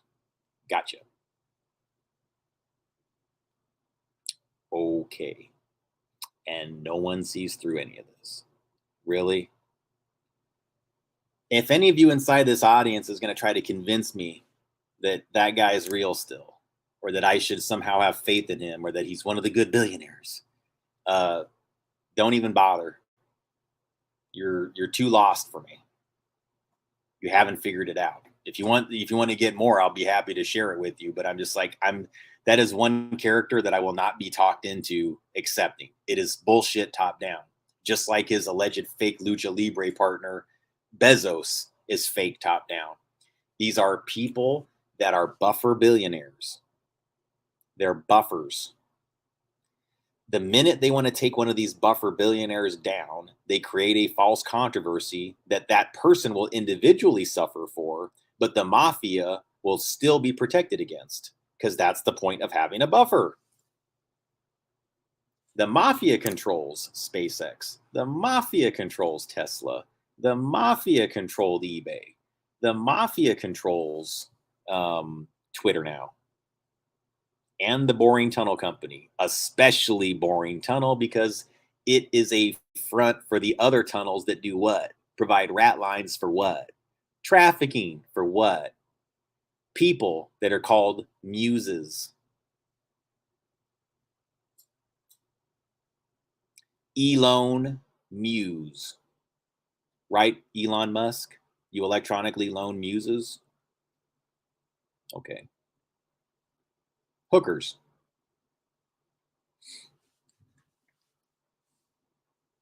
A lot of these companies, that's what they were designed for, guys. It was just to pass money for illicit things anonymously. And then once it became known, then it becomes a company. So eBay, its whole, not eBay, but no, it wasn't eBay. Sorry, no, not eBay. I made a mistake there when I was communicating that. It's PayPal. Sorry, PayPal, not eBay. Sorry, guys, I made a mistake there in my communication. It was PayPal, right? Let's make sure I got that right because I want to screw that part up.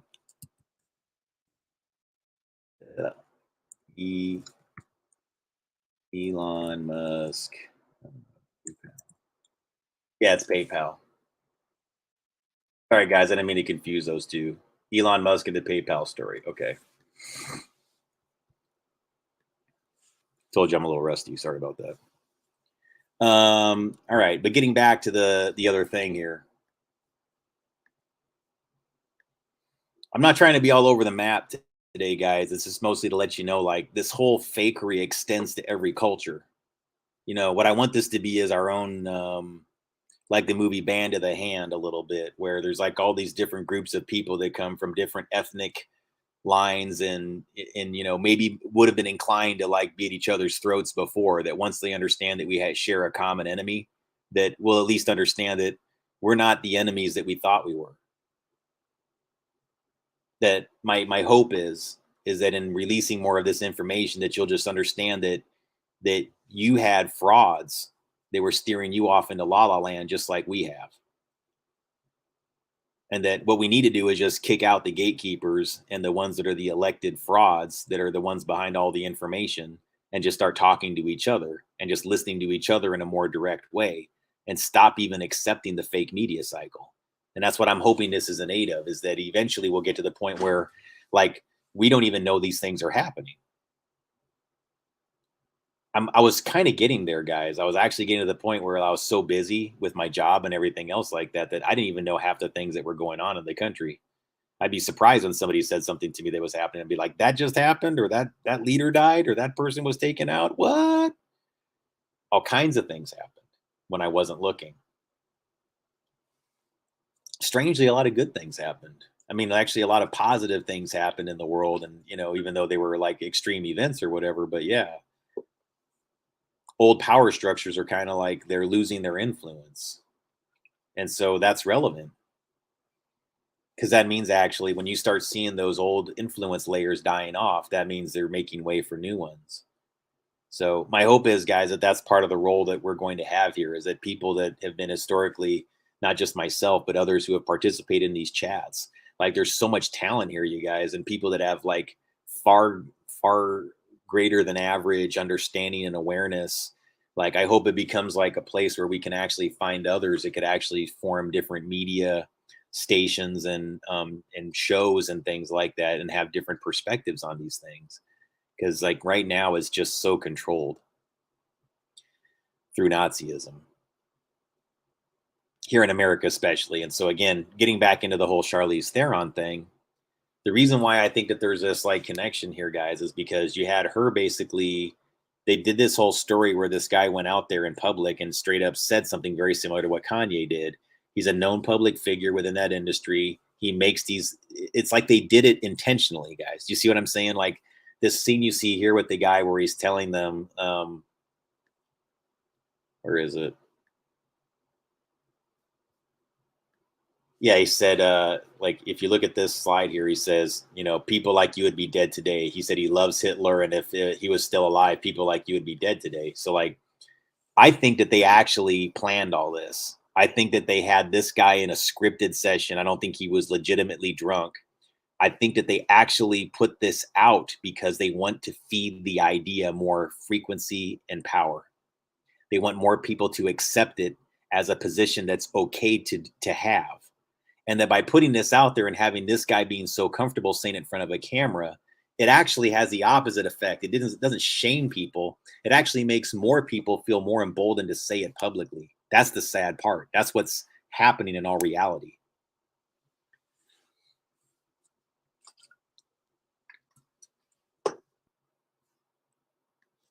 So Rich asked, what do I think of the Sam Bankman-Fried from FTX? Yeah, guys. I mean, oh my God. Yeah, I did look up a little bit of that. And again, I agree.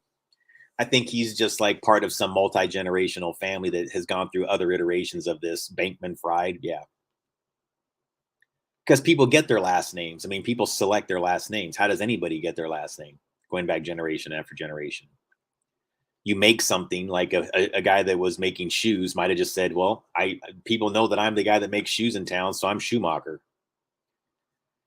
Right? So you got to think about people that do other types of really, they select their names. So Bankman.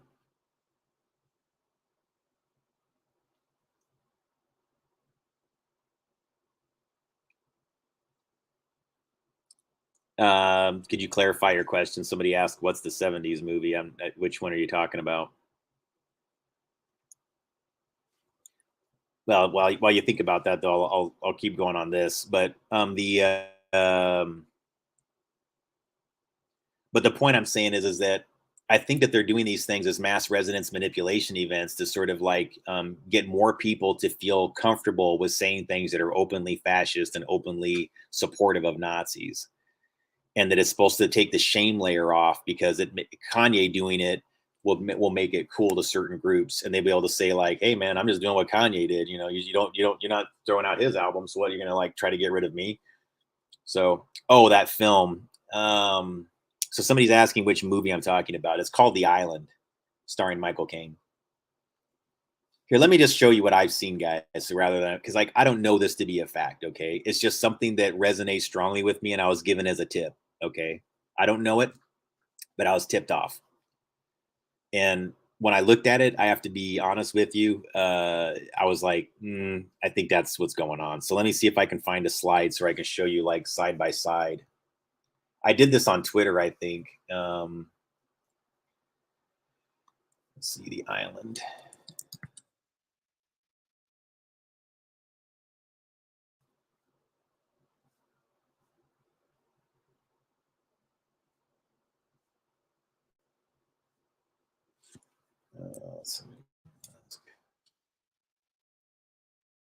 No. All right.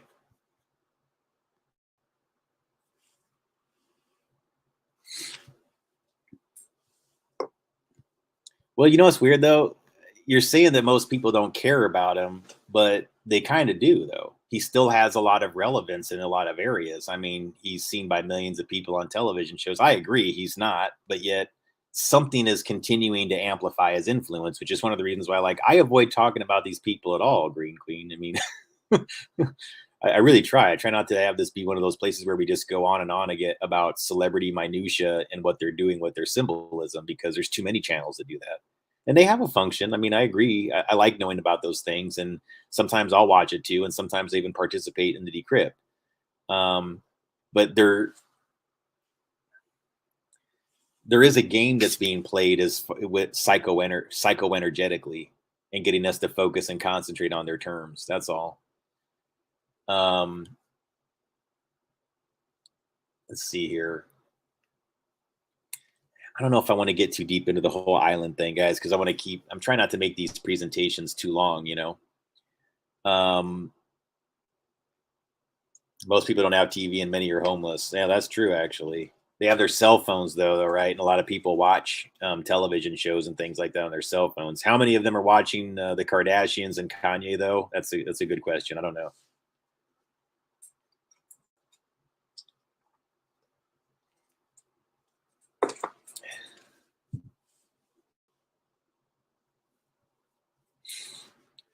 I mean, I'm back to bouncing between hotels right now, so I don't think that qualifies as homeless, but yeah, I get it.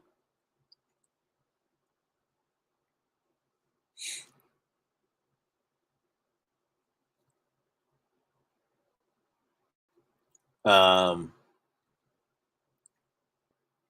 but yeah, guys, I think even down to Sam Bankman Fried. I mean, I think that what a lot of these events are designed to do is just to get us to accept outcomes as normal. So here's a guy that basically was a high level Democrat donor, responsible for a lot of money laundering, stole a lot of money from regular people, and shifted those funds over to the Democrat Party and a bunch of politicians that are just puppets for the mafia. So what was Sam Bankman Fried really? And then add on to that, he's not in jail, but he is out there doing interviews whining that he only has 100 grand.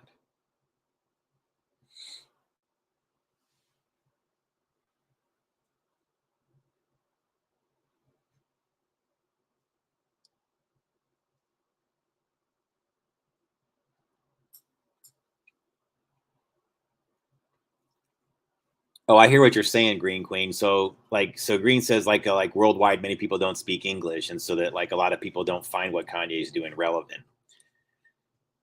I agree. So that's true, but I think that when it comes to psychoenergetic events, that you have to like America, think of it almost like is like we're like a beacon that things radiate from, and that the messages that come from the collective consciousness in America, that it's like we're this big antenna of bioenergy influence, and that whatever goes on here, regardless of what the other cultures like how relevant it is to them or whether or not they speak the language or not, it still has an influence layer that is etheric in nature, and that still is there's still going to be people in India that know who Kanye is. There's still people in China that know who Kanye is. You see what I'm saying?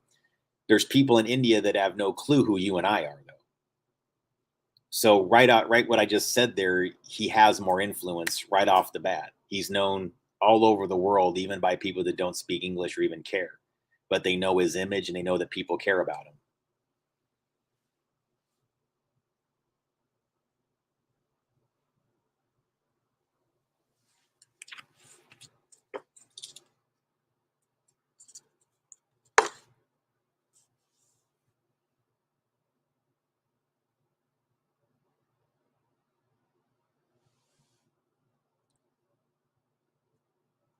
Yeah, it's trippy, guys. Like it's like the whole thing. Like I had trouble accepting that that there were Mexicans that were Nazis. I had somebody that like about like 2016, 2017 time frame approached me with this whole story about Mexican Nazis and Nazi influence in Mexico and their ability to traffic people back and forth across the border through Mexico and into America and back and forth, and that they had, and this person was giving me really specific information about Nazi structures and how they perceive different people in their organization, and how they have women they select as breeders, and they have men that they select as scientists or soldiers and warriors, and people like have roles that they are assigned and selected for, and they select one, you know, like women, and specifically they go around looking for women that have very specific genetic traits that they want as raw genetic traits. Okay, they're cold and ruthless about how they perceive this. They care not about that woman at all. She is raw genes. That's all they see her as. Someone else just pointed out, guys, that Nazis were a society filled and run largely by people that had both pagan values and were homosexual. Okay. Now, again, guys, I have no problems with homosexuals. I'm not a person that's anti gay or has any problems with homosexuality. It's all entirely up to the individuals. You know, I don't care. As long as everything's free will and everybody's being themselves, I don't mind. So what I'm telling you though is that Nazis weren't just pagans and homosexuals, though. They were a malevolent group of people that ran around raping and pillaging and stealing from everybody and killing. Combine those things and you'll start to understand like what we're existing in now, why certain things are being normalized and other people are being vilified. So what's trying to get normalized here? Well, a group of pagan homosexuals that tried to destroy the world by terraforming it and eradicate entire groups and races. Their lifestyle is being normalized by people in communities that they target or select to go after the others and to bring in more influence to the larger organization. So we're being asked to accept pagan value systems more, you know, and like be more accepting of paganism and be more accepting towards Satanism and be more accepting. And again, guys, I don't like there's different forms of paganism and a lot of people that are more light pagans and earth pagans. And I don't really have issues with them. I don't. I mean, honestly, I'm not even like on an individual level, like offended by their beliefs or think it's stupid or whatever. I kind of get it. It's not mine, but I kind of understand some of those people. But the Nazis did have they had pagan belief systems. They believed in earth worship. Like they believed in worshiping cycles of weather and cycles of seasons, spring, you know, winter, autumn, fall. Okay. That was their form of worship, the earth and cycles. So what are we being forced into right now? Aggressive bogus environmentalism that isn't really in aid of doing what its end goal is. It reduces humans' ability to function and honors the earth. That's a little bit like this Nazi pagan homosexual thing you see being normalized, right? So we're being told over and over again aggressively that it's not only, guys, okay, it's one thing to accept that there's gay people and that they deserve to have rights and civil rights. That's fine. But what you're seeing now is it's almost like, are you sure you're not gay? Do you want to be gay? Hey, your 2-year-old might be gay and they might actually want to be a totally different gender. Okay, that's Nazi shit. That's Nazism. They're trying to get as many of you roped into their little nonsense way of thinking so that by the time that they get completely and fully, completely exposed, that they'll almost seem normal because they've turned so many of you into them without you even knowing it. Especially if you're liberal and you bought into all this bullshit. And sorry, I'm not trying to say that in any sort of whatever. I don't have a problem with, I mean, guys, that's my basic belief system that I come from. I'm basically come from a pretty liberal, leftist, and progressive belief system. But yeah, you're right, Green Queen. I mean, those are satanic value systems, and yeah, we are being sort of like put into that. It's anti-life. And so again, guys, I don't have a problem with being homosexual, but we do know that if you are homosexual, you don't produce a life. A union between a man and a union between a woman and a woman does not produce another life. That only occurs when a man and a woman have sex and produce a life, or the materials of a man and a woman are put together to produce a life. But that's what it requires. And so trying to remove the importance of that from the life process is anti-life. They themselves don't believe, the Nazis themselves, that's why they have this as a root belief system. That's why they're into paganism and homosexuality. It's about honoring the earth and ensuring that us as humans don't interfere in those cycles at all. Like we're all just part of this larger energy system in it because they are the ones that understand the cycles the best, that they can exploit all of us in tune with those energy cycles of the earth.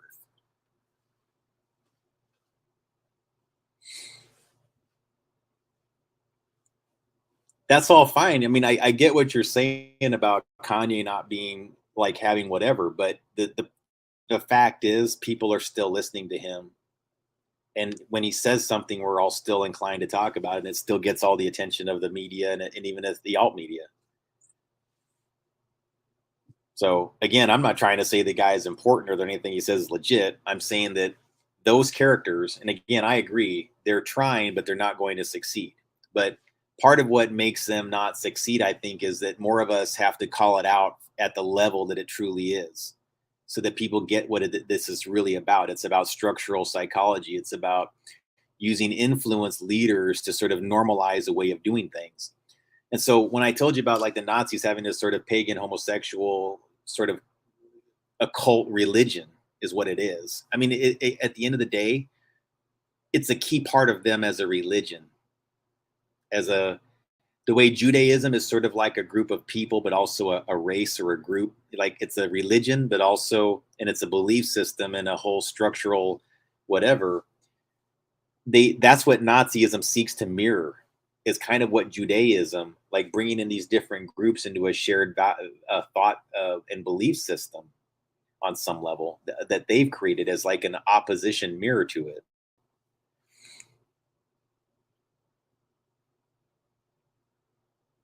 So I don't know.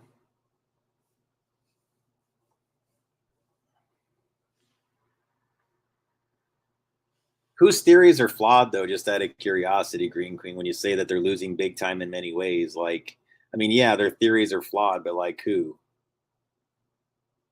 I mean, I'm not disagreeing with you. I'm just wondering if you could expand on that. Because I mean, I tend to agree with like, I think these things are pretty satanic and, oh no, dude, I don't think so. Duchamp's saying if you think the left is aggressively pushing satanic principles, what is the right aggressively pushing? They both are. I'm saying that Nazism is taken over both narratives in America. There's really no distinguishing anymore.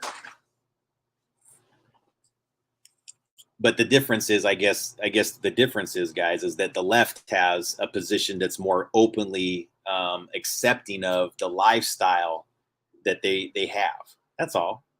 You'll find more people that are conservative and religious on the right, and again, amongst the people.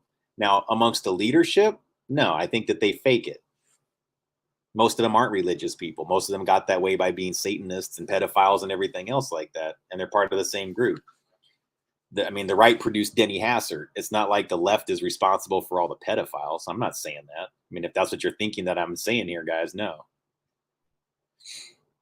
I don't mention it much about uh, um, you know, it's mostly, guys, because I come from the left as far as a political family. So if you're not familiar with my material, Duchamp, you may want to look like just further back into my material, because like I come from a DC family we lived in Washington DC when I was a kid.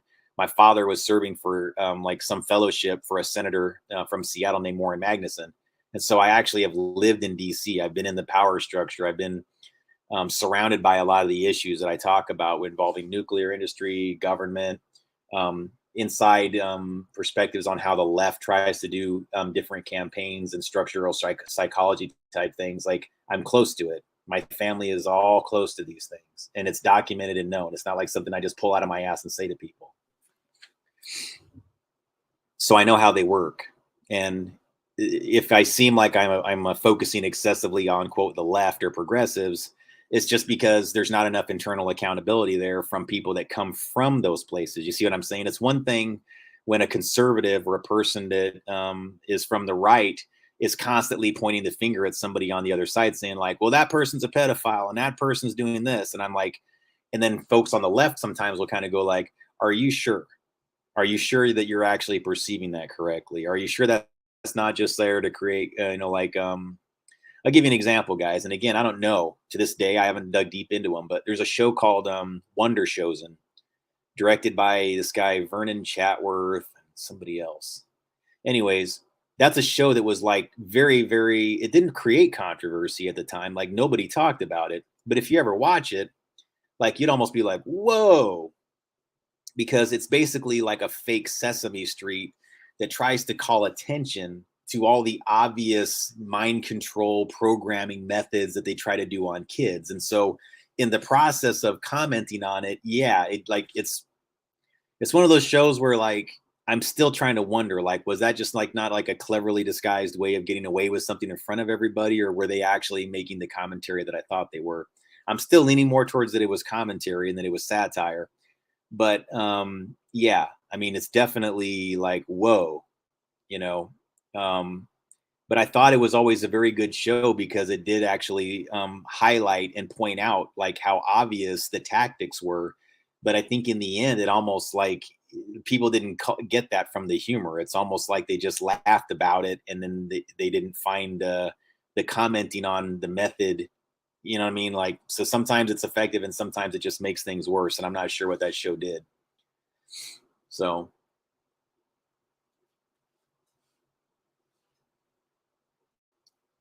yeah, see again, so Duchamp, I think you understand, like, I'm not a person that immediately goes into these types of things, you know what I'm saying? Like, I have Wonder shows, and that's actually something that I actually have in my collection. It's something that I've actually seen. So I don't think of it as whatever, right? It was something that they aired on MTV2, I think. And it was just meant to like be like a fake like Saturday Night Live combined with Sesame Street, you know, kind of thing, where they actually had like kids that would go out and interview. Like, one of the most genius things that they did was they had like a kid go out and interview Wall Street guys and walk up and say things like, you know, have you exploited anybody today? Or, you know, like, and so like the way they would ask the question to this guy that's like a Wall Street banker, it's like, have you exploited anybody today? Or like, you know, who did you exploit today? Like, but they're getting it from this little black girl or this little boy that's like, you know, holding a microphone up. And it was very challenging, you know, to the certain power structures. So I thought of that as like a way of like, you know what I'm saying? Like, that to me, like, didn't seem like it was there for malicious intent or there was any harm being done to the people that were in it. But then there's other things like the Balenciaga campaign where they were obviously, that was placing children in that specific adult environment with the intention of hinting that they were being um, abused or exploited for the purpose of, I guess, endearing people to those types of things, to where it softens their response, to where they see those things placed together in images so frequently that after a while they stop going, that's abnormal. You know, it's like this whole thing with trying to get children to go to drag shows. I mean, guys, it's one thing when you want like people to accept people that are drag queens or transgender. I get that. Like, you don't want your child, maybe like you're liberal, right? And you don't want your child to go like, gross, I don't like that person. They don't like, okay, that's honorable. Like, you wanting them to be more understanding or whatever, fine. But taking it to the level where they go like, it's a family drag show. Bring out the whole family and your kids, while this, you know, this person is transgender, has fake breasts that flop out everywhere naked in front of them. Like, no, no, no, no, no, no. That's not the acceptance, guys. That is an adult environment. If those, straight or otherwise, I mean, everybody deserves to have some humanity if they're being good people and everything else like that. Sure, I mean, everybody deserves the chance to be treated fairly and not judged for their lifestyle excessively over one or the other. But yeah, so, but I agree. Yeah, yeah, I know. See, this is the thing. Duchamp says. So look, Duchamp says it's absurdism, the next logical step of Monty Python's. I think that is what Kanye is doing. He wants to be the first one there to see how far he can take it. It's the nature of human beings to explore. Guys, I'm open to that. Just so you know, I'm open to that. I'm not entirely sure though that that's really where it's going. That's all. And I'm hoping that it is. And if it does turn out to be that way, I'll just be like, dude, that took some bravery, you know, whatever. If it turns out they were just doing it as some sort of Dadaist event and it turns out that's how it all worked out, hey, you never know. Usually when they do it that way, though, they never reveal it. Like the way Andy Kaufman did. Andy Kaufman never went around and told everybody, like, guys, it was just a joke. That would take all the wind out of it. So I don't know. But I'm open to that. So, and I have historically been. But I think the problem that I'm having, though, where we're probably in disagreement on this one, is I believe the end result and what the game was from the get go wasn't that. I think it was that, and maybe I don't know where you stand on Nazism and your understanding of like the different ethnic groups that are associated with Nazism, because that's a believability perspective that I had to get past. There was people that were coming to me telling me that there were people that were Mexicans that were in Mexico that were Nazis and promoting Nazism, and they were part of the human trafficking and child exploitation networks. and and so they were confronting me with this idea that somebody with like this mestizo bloodline that had brown skin and were like orale would somehow be the kind of swastika wearing Nazi that I'd typically seen on television. And that confronted me with something, because I had incorrectly identified what Nazis really are.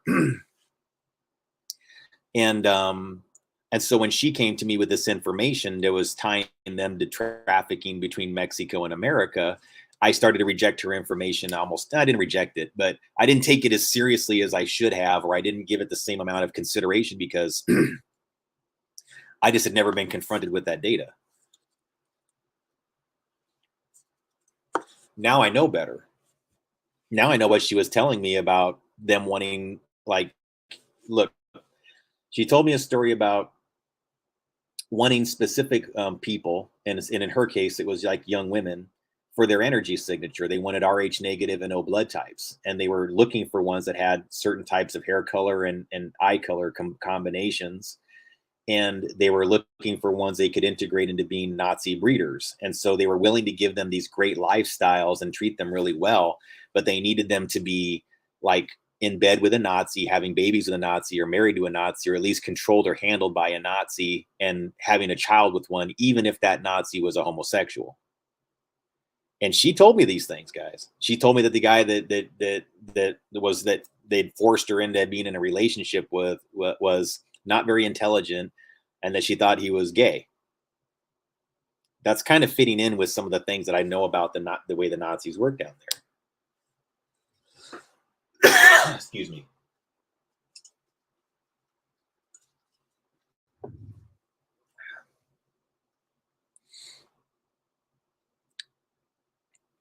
Well, we're having a good discussion though. I mean, as long as guys like, look, if you want, if you, who's gay, doesn't matter. No, I don't mean that. Well, I was talking about how it's pretty common within, and somebody else actually verified this recently, that the Nazis are an occult society that have two core things as part of it, and one is homosexuality, and the other one is paganism and earth worship. It's like sun cycle worship. They worship season cycles and earth and more pagan concepts. And yeah, a lot of the guys are behind the scenes, they're homosexual. And that's consistent with a lot of their what do you want to say? They're terraforming. Like they don't want there to be more life. You know what? Really, Nazis are a lot like the movie Zardoz. If you guys are familiar with that, there's these characters that are called the exterminators in Zardoz, the brutals and the exterminators. And the brutals are the ones that are just there to be harvested by the exterminators who believe in killing all life. And so they're rewarded every time that they take life. And they're only encouraged in the lifestyles that are anti-life and anti-destruction. And so these guys don't get into relationships. They just go around. If they do have sex, it's between each other, and it's an act of rape if it's with a woman. They don't do anything that actually encourages life or love or anything. That's almost like what Zardoz was communicating was exactly what the Nazis were. It's really trippy. Those who have not seen Zardoz, Zardoz, like that is almost like must see viewing if you want like something that like you almost have to watch it a few times to really get it. At least I've had to examine it. It's one of those films where I really do believe that it's actually taking on some of the issues that we're actually talking about, that it was almost like a movie that was there for like a timeline warning to like let us kind of know what would be going on.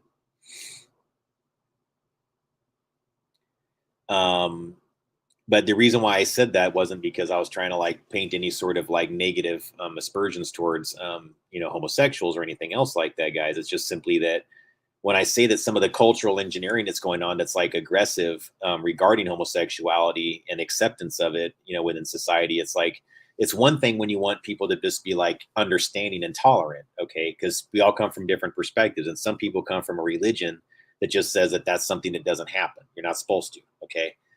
And so those people have to get past this boundary of, well, their belief system says that's always wrong, but not everybody believes what they believe. And that's not a decision. And look, as long as it doesn't involve a child or whatever else like that, if when it's between adults, then it's not a free will violating decision involving their sexuality.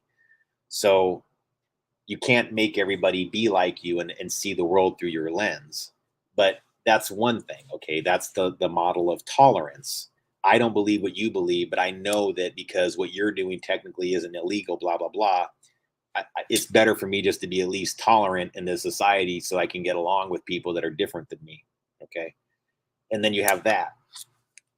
What we're seeing though is this complete flip on that logistically in the way they go about it, where it's mass resonance manipulation and structural psychology to say, be homosexual, do homosexual things. More people are gay than you realize. Hardly anybody's only straight. Don't you know that? I mean, this is the messaging they're putting out, guys, and that's all bullshit. People aren't that gay. People aren't all gay everywhere. People aren't kind of sort of gay in most places. That's just not how human nature works. If that were the way human nature works, guys, that's not me being religious. That's me being scientific. The world would not continue to exist if breeding did not work that way. So trying to create belief systems that make an opposition to that is anti-life. It's terraforming. It's trying to use structural psychology to actually cause harm. And that does not help the people that are legitimately homosexual, because look, just like in a beehive, there are certain bees that have no part in their reproductive cycle. They perform tasks. They go around in circles doing certain tasks and everything like that have nothing to do with breeding, and they don't go out and breed, and they don't go out and make more bees. Okay, so that exists in humanity. So let's accept that. That does exist in humanity. Just because there's certain people that don't go through the reproductive cycle and aren't interested in it doesn't make them evil.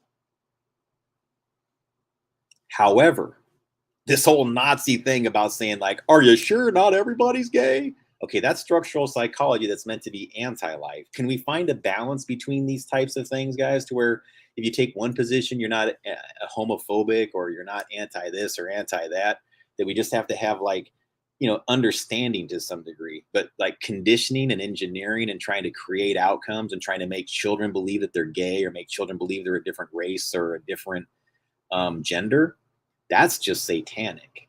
And even if you don't want to call it that, it's anti-life. So the same thing.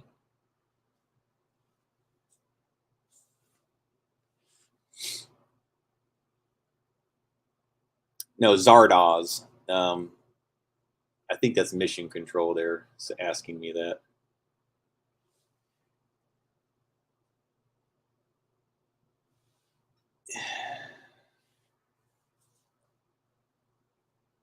Yeah, it's a movie called Zardoz, guys, and it stars Sean Connery. And it's kind of just set in the future where there's a group of these psychics and intuitives that have kind of evolved beyond like average people. They have abilities that have got pushed them into a different class of ability, or where they don't get along with and they can't rationalize or even understand the rest of society.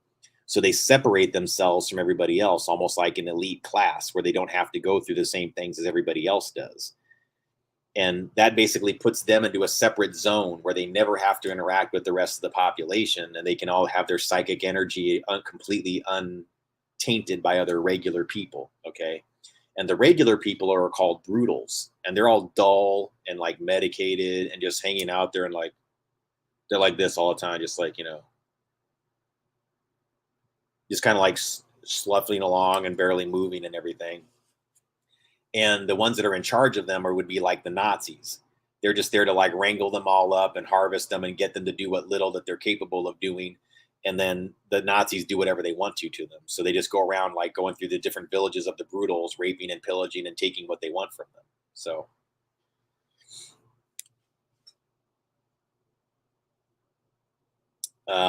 yeah, it's an interesting film if you're really trying to get I really do think it's like some kind of timeline thing where it was designed almost like some kind of warning. Mostly because like it was done in the 70s, and the thing I observed is nearly all the characters get information on a regular basis through a crystal that they hold in their hand. And so, again, guys, it's like they don't like what do you call it?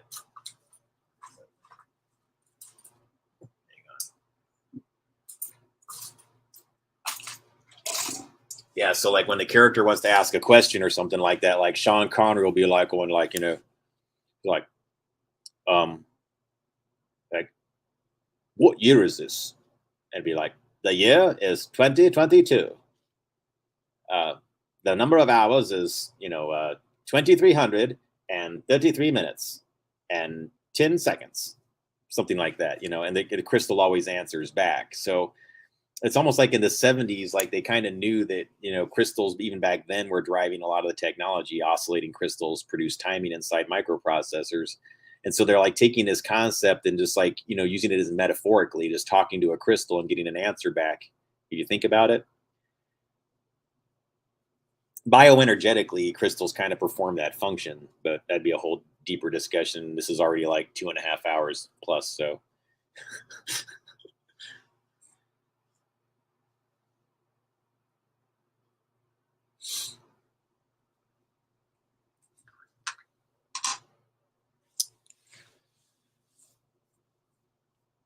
all right. I just want to make sure I covered everything here. Well, guys, I really should kind of get into this whole gender flipping thing here in a little bit more detail, like relevant to like what's going on between Kanye. So like what Duchamps was saying about Kanye. Okay, so that's that, right? Kanye's making a statement. He's got a certain belief system that's um, hmm, he's got a different way of looking at history, and he's actually kind of pushing some Dadaism. So let's say that's like what he's doing here. He's actually just trying to like get people to rethink things a little bit. What would Charlize Theron's goal be with doing similar things that are nearly as absurd as with her children? Because Charlize Theron adopted two children from Africa, and one was there was a boy and a girl, and the boy I think was like 2 or 3 years old when she brought him over here, and she took him to go see the movie Frozen, I think, where the main character is like a long blonde haired woman with blue eyes. Okay, now this boy is from Africa, and he's brought to America. Now he's being like taken different places by this rich lady. Okay, not his family. It's just this foreign lady that just decides to bring this kid over and start taking care of him. She brings him to this movie theater. He's never seen anything like it. He looks up at this big, huge screen. And again, they don't have this right where he's from. Look at this big, huge screen and sees this animated image of this brilliant, like bright image of this flowing blonde hair and these big blue eyes. And of course, this is like entrancing to the kid. He's never seen anything like it before. He's going to be like, whoa, look at that. So Charlize Theron went and said that because of his awe and wonder over this character, is her name Ariel or something like that in this movie, that he began to identify just like her. That when he saw her, it wasn't just that he was impressed by this image on the screen. No. According to Charlize Theron, this is the moment that her dear adopted boy from Africa learned that he identified as a woman, and that he identifies as a blonde-haired, blue-eyed woman. Then she began allowing her African adopted son to start to dress up. And let's face it, she's dressing him up as a girl in purple and pink outfits that are like skirts and dresses. And then she gets him this baseball cap that he wears that has long blonde hair built into it. If you don't believe me, just wait.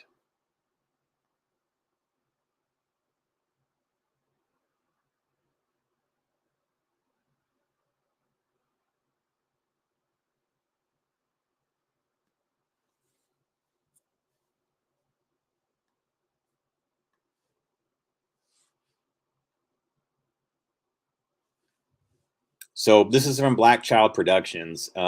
Somebody created like a mirror of his material because it always gets pulled offline. Because again, I wonder if this guy is even alive still. To be honest with you, he's done so much material that's like controversial, and his channel gets deleted in like repetition.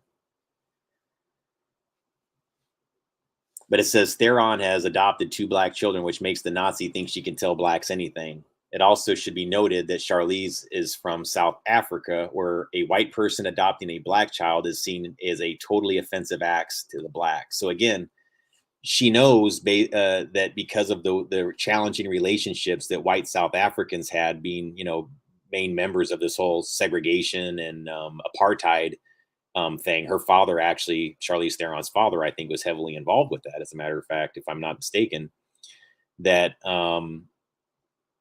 the fact that she's a celebrity that is able to like take a couple black kids from Africa to America as an adopted parent, like a lot of people don't realize that a lot of times, like these are just trafficking cases. Like a lot of times these are kids were just simply taken, and that because it was a celebrity that did it, everybody just acts like it didn't happen.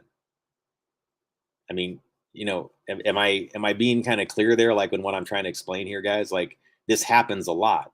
These celebrity adoptions, they're not really adoptions in a lot of cases. These are mass residence manipulation events that are designed to get all of us to see kidnappings and structural psychology and eugenic manipulation as normal. Not everybody who adopts is doing this, guys. But take it from a person that comes from a family that has long-standing Dem ties that adopted a Korean girl. They don't always do it to be nice to the girl. Okay? Can I be any clearer? As the child of a couple parents that adopted a Korean girl, and as a child that has suspect shit going on with my own birth certificate, I've got to wonder how my Korean sister was acquired. I don't mind saying that out loud. because everything about my sister's adoption stinks to high heaven when I look into it. Because we were surrounded by the Love family cult members in a neighborhood filled with Asian adopted kids. Were they adopted or were they taken? That's why I think that my material has been concealed and buried to such a degree, because there is a known element of taking kids from other countries and alleging that it was done for their protection. So here's all I'm trying to say to folks. If the people that are doing it are protecting them, then that's why, and they're telling you that, then that's why you may want to like have a more one-to-one conversation with me if you're in certain enforcement groups, whether it's Interpol or an international law type thing, because I feel like America is kind of hopeless as far as getting this resolved through the official channels. Like we actually need to do something that's more international in nature, where we have the white hats and the benevolent factions of the U.S. military partnering with Interpol and other groups, that whatever they are, guys, whoever that is, to get an international resolution to the human trafficking problem. And I believe that I can be a person that's actually a key person that helps facilitate that and actually gets the right information to the right people.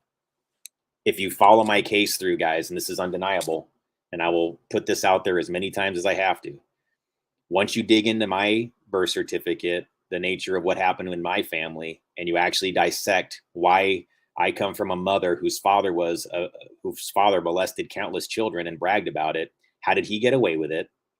And if these people are people that help children by taking them from other countries, why was one of them brought here and not treated right? And that I know that that's just one of many.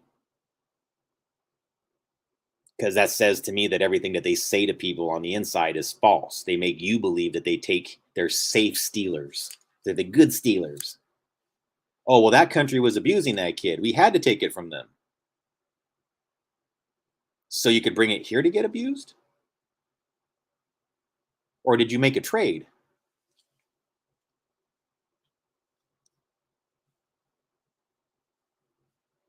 No, well, look, guys, I don't want to say that it was like some kind of slave thing or anything else like that, but no, it wasn't. Look, certain things involve other people. Look, so there's only so much I'm going to like say explicitly, but it was some bullshit that went down in my family. And they know it. And they let it happen right in front of everybody. They let it happen in front of me. They let certain members of my family participate in abuse. It is all allowed. So anybody that you find, like if you're trying to track who's doing the good and who's doing the bad, you need to have a conversation with me, because if there's somebody telling you behind the scenes that my family is somehow behind a group of people that have to pretend to be bad to get the no. My case specifically and what happened to me as a child completely destroys that narrative, because the person that got abused, they never rectified the situation with. They let the man go who did it, and he went down to Mexico and wound up thriving for like 20, 30 years, while all of his victims up here wondered why no adult in their life ever gave them any justice or any compensation for what happened to them. And all the adults got rich, or got nice little settlements, or got nice little will money that was sent to them from the predator. Right, Mom? See, my mom talked about how much money she got from like one of the women that was involved with trafficking, and she kept it all for herself. And again, guys, I don't want any of it. I'm not asking for it. I'm asking why that bitch didn't even think. I don't mind calling her that, guys. My mother is a straight up bitch.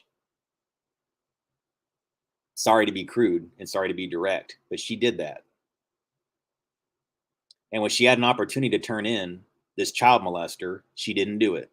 So, yeah, I'm telling you straight up, I don't condone that. I don't endorse it. I'm not okay with it. I never will be. I did question her directly, and she gave me the same kind of bullshit answers that you guys all get through the media. Who knows? I don't know. Perhaps. Who knows? It's that kind of shit. I'm trying not to get upset tonight, guys. I'm really trying to keep my whatever. Trying to keep it down like this. But yeah, I've got justice on the brain. I've got that vengeance a little bit. It's in there, guys. I mean, it's hard not to feel that way.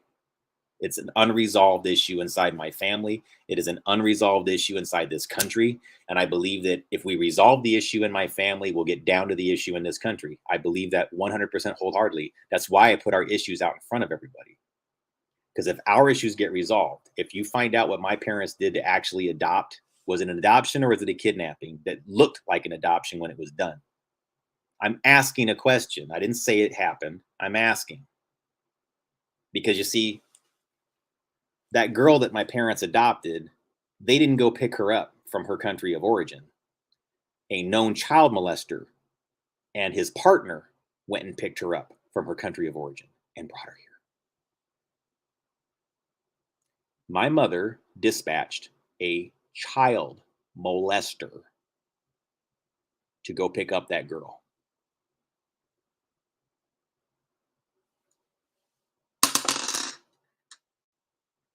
You can't deny that, Penny Diane Pettigrew. You did. That's a fact. See, guys, that's why I'm different. I'm not QAnon. I don't sit there and go like, can you guess which person did it? But y'all want that, don't you? That's what's so frustrating. This audience doesn't. I know you guys are cool. But you know how frustrating that is for me? I will just fucking straight up and tell you what's going on, how it happened, to give you the documentation, show you my birth certificate and how shady it is, and all of it. And not a single one of those Q people were interested. They're like, oh, yeah. Well, when I'm done decrypting this shit, maybe I'll talk to you. But y'all want the truth, huh? Bullshit. You want to be in a club. You want to be one of the cool kids. You don't really want to attack the problem, do you? Because if you did, y'all would have brought me in a long time ago. And they test me. They use me to test you in the media environment. They have me approach, guys, I don't even tell you how many people I approach. A whole bunch of your alt media darlings I've approached with legit information, sent them documentation that said, would you like to partner with me on having some conversations? No. They act like they didn't even see it. Or they take a pass. There's tons of frauds out there. And yeah, a lot of them are identifying in the conservative movements. That's why I'm kind of frustrated, guys, when I'm trying to explain this shit to you guys. It's like, sorry that I come from this whole liberal background, but who would know better how they're fucking you besides me?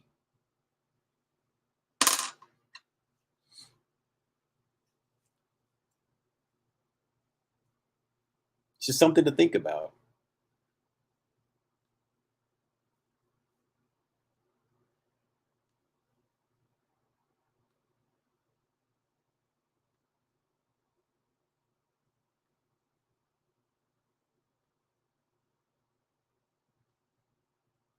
All right.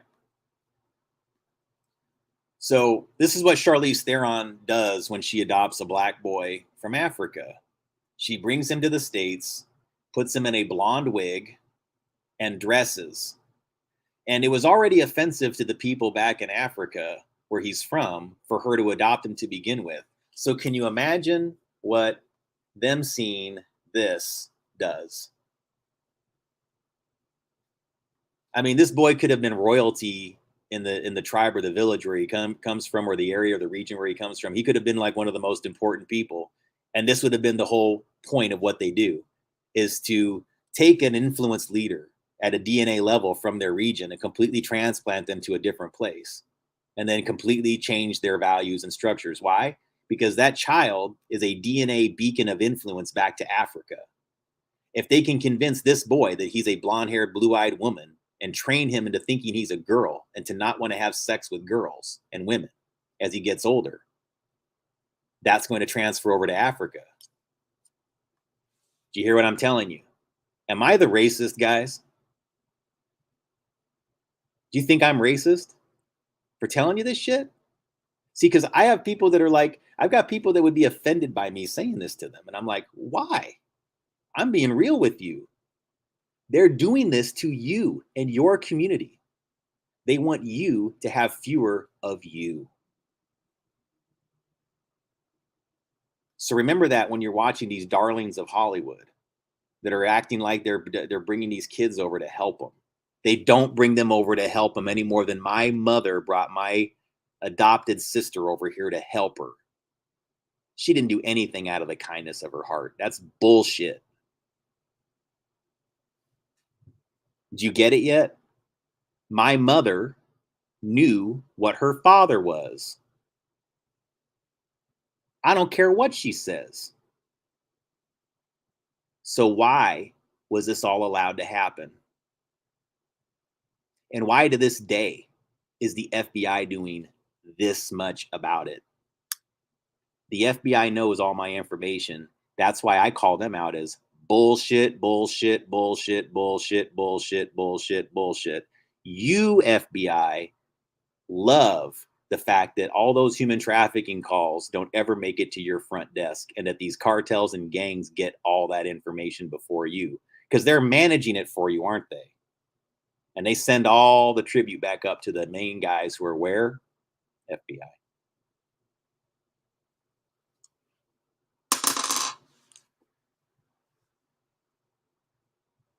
And they're Nazis. Uranium dealers, Nazis, and pagans that believe in no procreation. So they're trying to normalize what's normal for them for the rest of us. And you know what, guys? If you want to be a pagan that only has sex with other men, that's your business. I don't care. Me, I like women. I want to have a baby someday. I would like to have a family. I won't be a part of your belief system ever. I won't just simply worship earth cycles and be a homosexual. I'm not going to be a Nazi. I won't have sex with a woman just to make a baby, but then go off and be a pagan homosexual. That's what Nazis do. They have fake wives so they can continue being who they really are and make it look like there's something else on the surface.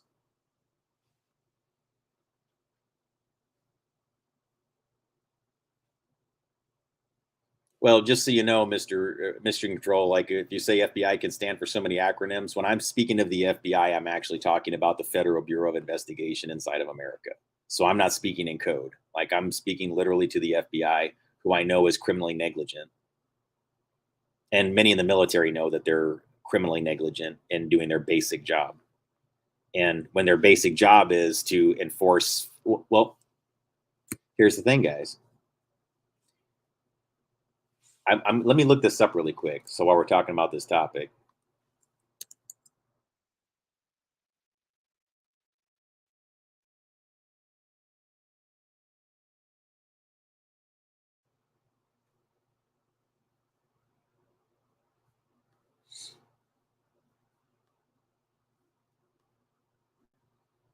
anybody know about this?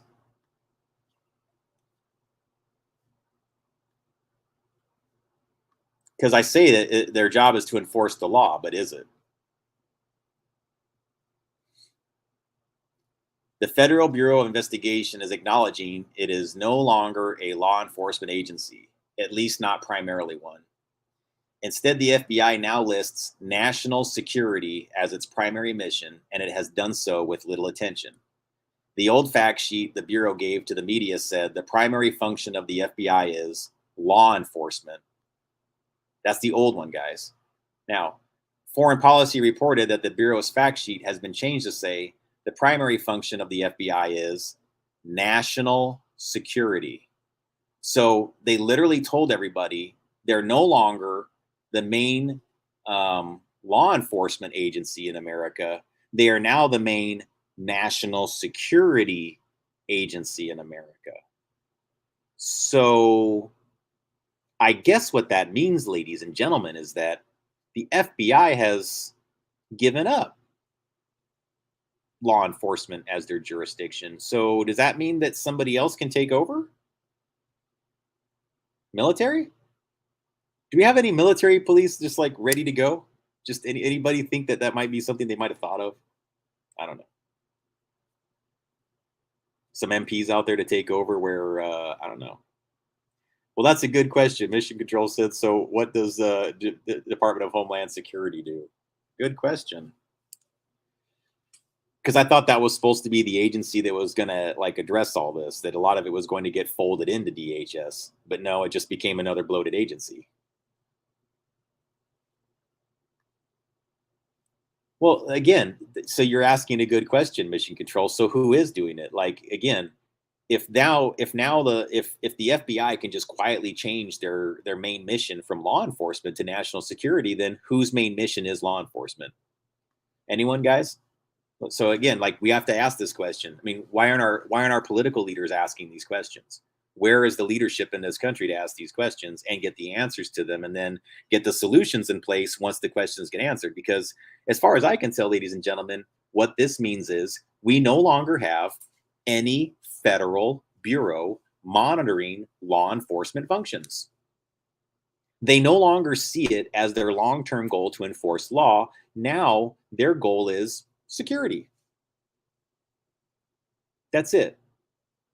Ensuring things are secure, but that law is not being enforced. That's managing crime, guys. That's what they're doing. Witness relocation is recruitment. They only recruit criminals. They bring them in saying, if you rat out the criminal that we want taken out, we'll bring you into our mafia and put you back out on the street. Just like the movie Deep Cover.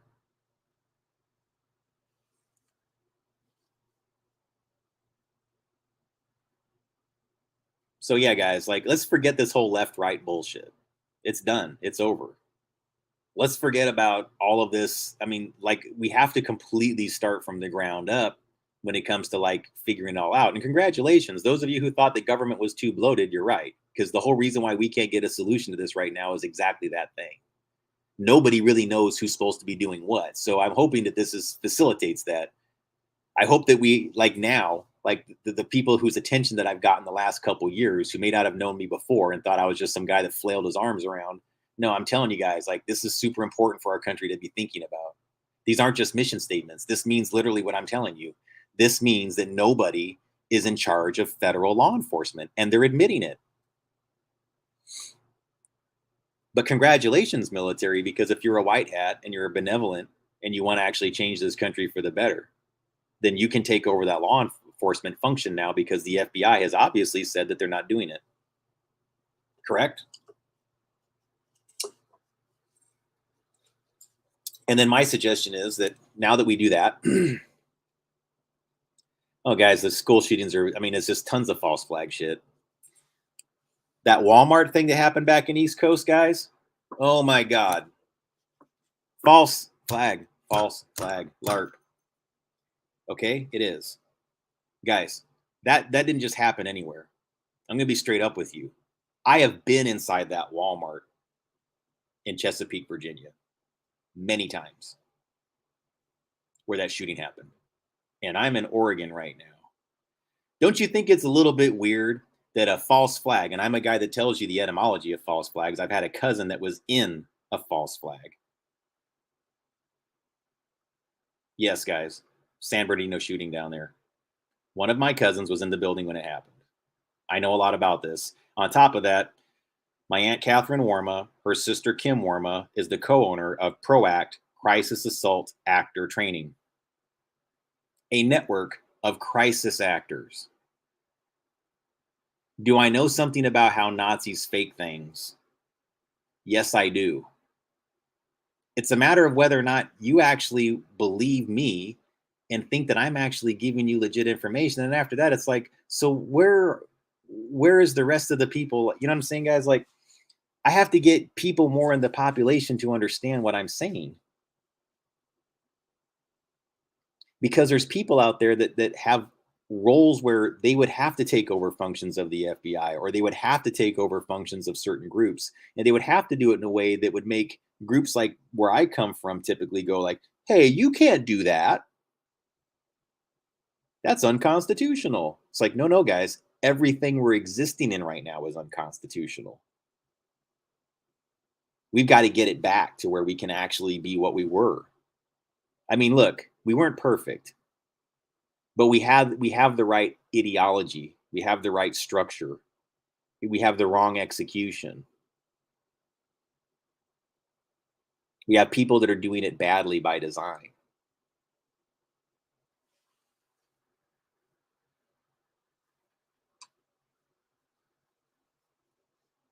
Well, me tell you something.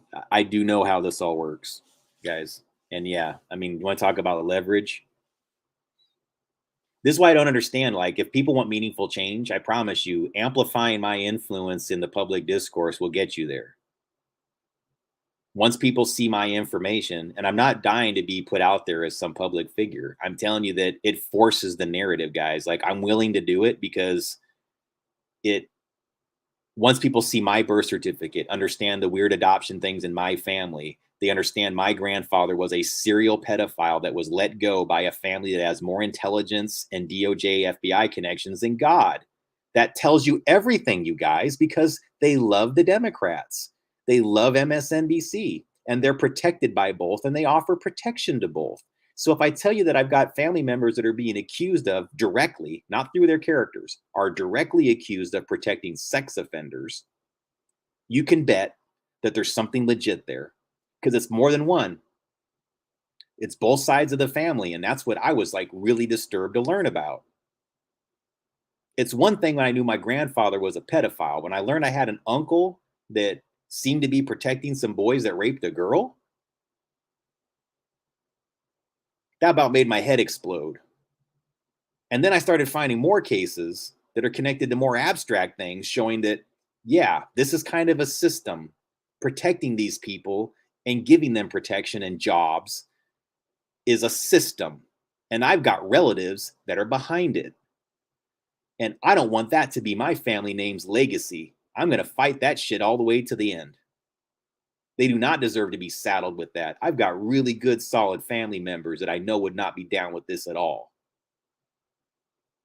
And they don't deserve to get saddled with the bullshit that just a few of you did. And maybe there's more than a few. I don't know. But it's not cool. I don't like what some of my immediate family has done, and I'm going to say it over and over again. And beyond what they've done, what they didn't do is almost as bad as what they did do.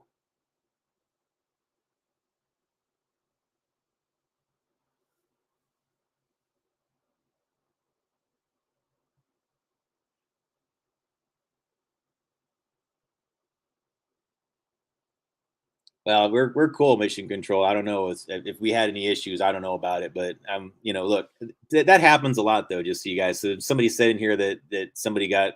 That's fine, guys. I'm always really cool with people, just so you know, because we're all struggling with what to believe and what not to believe. You know what I'm saying? Like, we're all presented with like a lot of fake characters and false narratives, and a lot of times like they get us to like believe something that's like hyper realistic, because it's like there's that part of our brain that so badly wants the resolution and the justice that will allow our brains to get tricked, even though we have a level of sophistication that's like so far greater. And once you allow yourself to get put into that because your hope makes your brain go to that, it starts to generate like this cynicism, and I don't want to get that way. I don't want to be like to where I program the hopelessness and the lack of resolution. Sorry guys, something's pumping through the air here. I got to get something in my cup.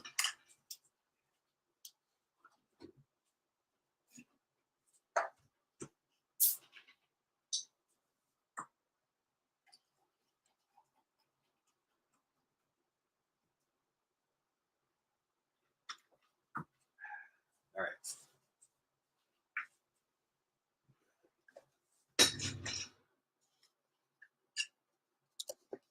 But no, man, if ever anybody's if you ever have any differences with me and you come back and we all have conversations, I mean, it's all good.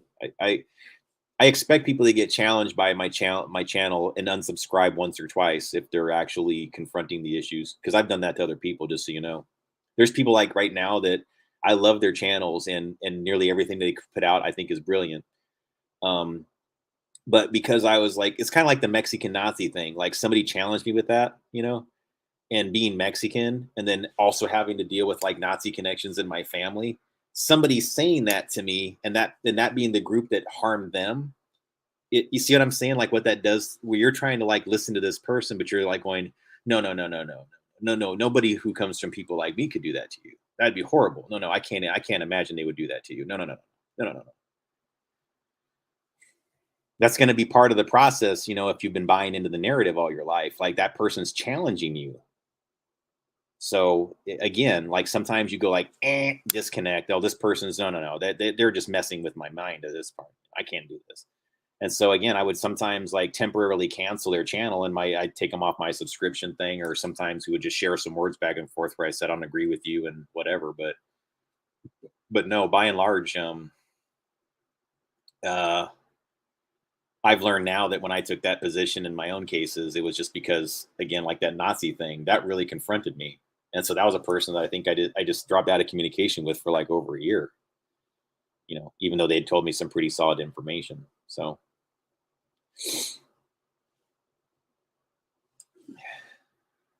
but yeah, I do appreciate the comments though and everything else like that. I mean, this is it's part of why I do this. But I think that yeah, just so you know though, I do think that we're on our way to getting the solutions, guys, just because, you know, like this one I'm telling you here about the FBI. And the problem is like my information, it's like like it's so frequently that these things are handled by a group that is into like they're so definitively left or right or whatever. And so sometimes the position I'm taking, like not liking Elon Musk, okay, let me give you like that one thing there. What kind of position is not liking Elon Musk right now? If somebody walks up to you and says, I think what Elon Musk is doing at Twitter is horrible, and doesn't expand further, what are you going to think that their political beliefs are? You're probably going to think they're liberal, right? Liberals are losing their mind over Twitter right now. But I have a whole different reason. It has zero to do with the liberal position with Elon Musk being as part of Twitter. Like they don't like that he's restoring all the accounts of these alleged conservatives and actually doing things that are the positive things. See, those are all the things that I see that are good about the Elon Musk narrative. But the bad part of them is it is deception. It is because they've got to have the next, see, once you become smart to what they're doing, they've got to get the next character lined up for you to believe in. And they had Elon ready to go for a long time, guys. He's there to warm you up to the deep state. He's there to warm you up to all the satellite technology. He's there to warm you up to Neuralink. You're so busy worried about Twitter right now and what he's doing with liberals and Democrats that you're forgetting that he's talking about putting Neuralink in human brains right now. Did you know that? Did you forget about that? Where everybody's worshiping Elon. See, like if Elon hadn't done this with Twitter recently, you would all be condemning him for even suggesting Neuralink. But here he is. He's telling everybody Neuralink is ready for human trials. Well, how about that? What perfect timing. You see how this goes, guys? Balenciaga is connected to Kim and Kanye. So they need a controversy that distracts away. So the whole Nazi thing's great. Because now you're going to forget about their direct ties to a fashion company that's just a front for human trafficking, specifically child exploitation.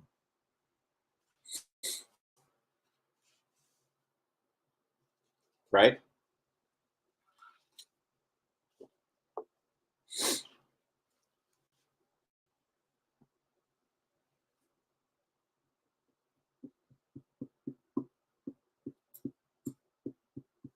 I'm telling you. It's good though. It's good though. I'm actually seeing some people that actually get it like I do. I mean, really, that like me taking that position, like they put out a character like Jon Stewart to go like, I think what Elon is doing with Twitter is quite dangerous. Well, see now, I'm saying something that on the surface seems like it's the same thing, but I'm not. I think that restoring all the accounts to everybody, even if you think they're racist, anti-Semitic, or anti-gay, or anything else like that, is absolutely the right thing to do. Give them all back their accounts. Let them all speak freely. That's how you really get a fully functioning democracy.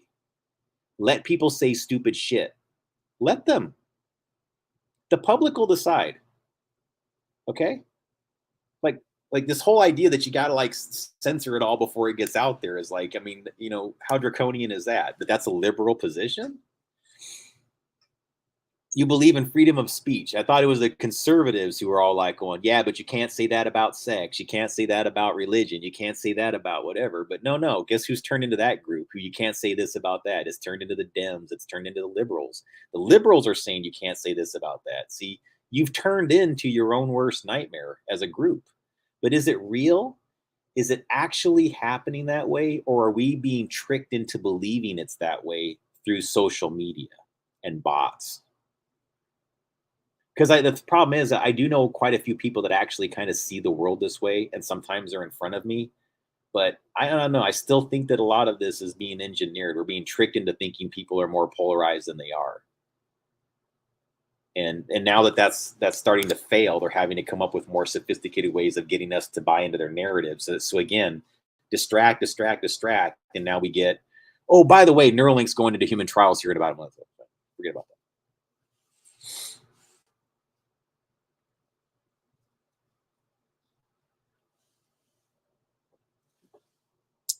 Yeah, but Isabella, like yeah.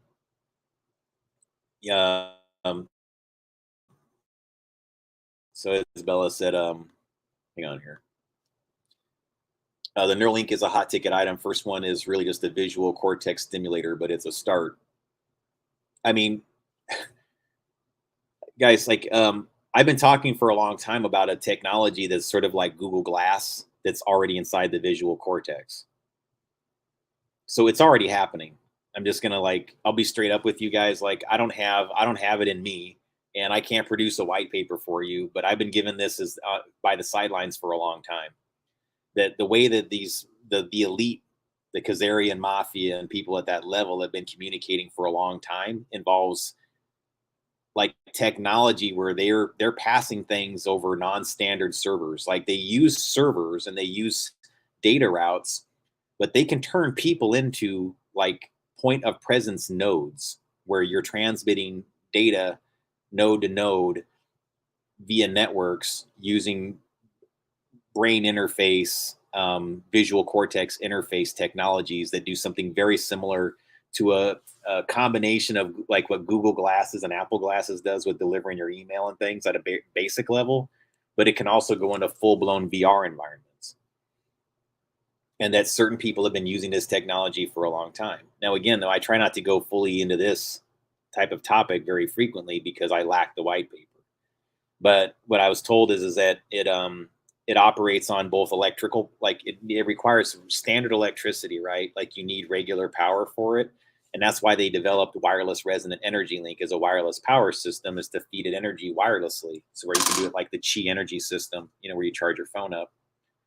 But that the other part of the process of actually making the environments, the VR environments, is it's plasma.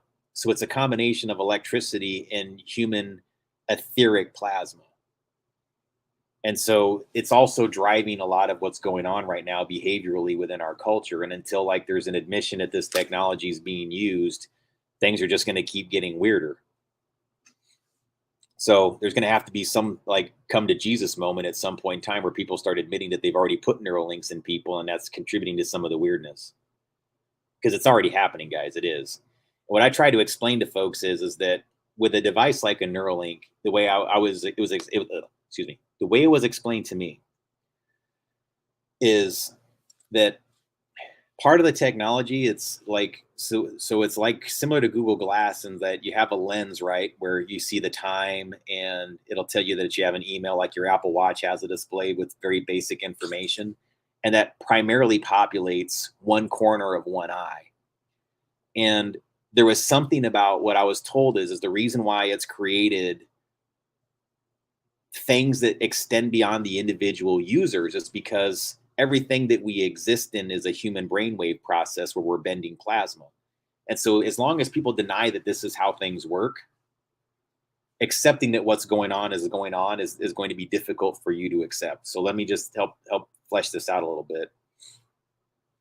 That this thing that they install that's just like Google Glasses, but it doesn't require glasses. You can do it via contact lenses in a more crude way, but they can also just implant it, like as like a LASIK surgery where it's put in there. But then once that's done, the person has to, for it to work, you have to have access to both electricity and bioplasma as a fuel.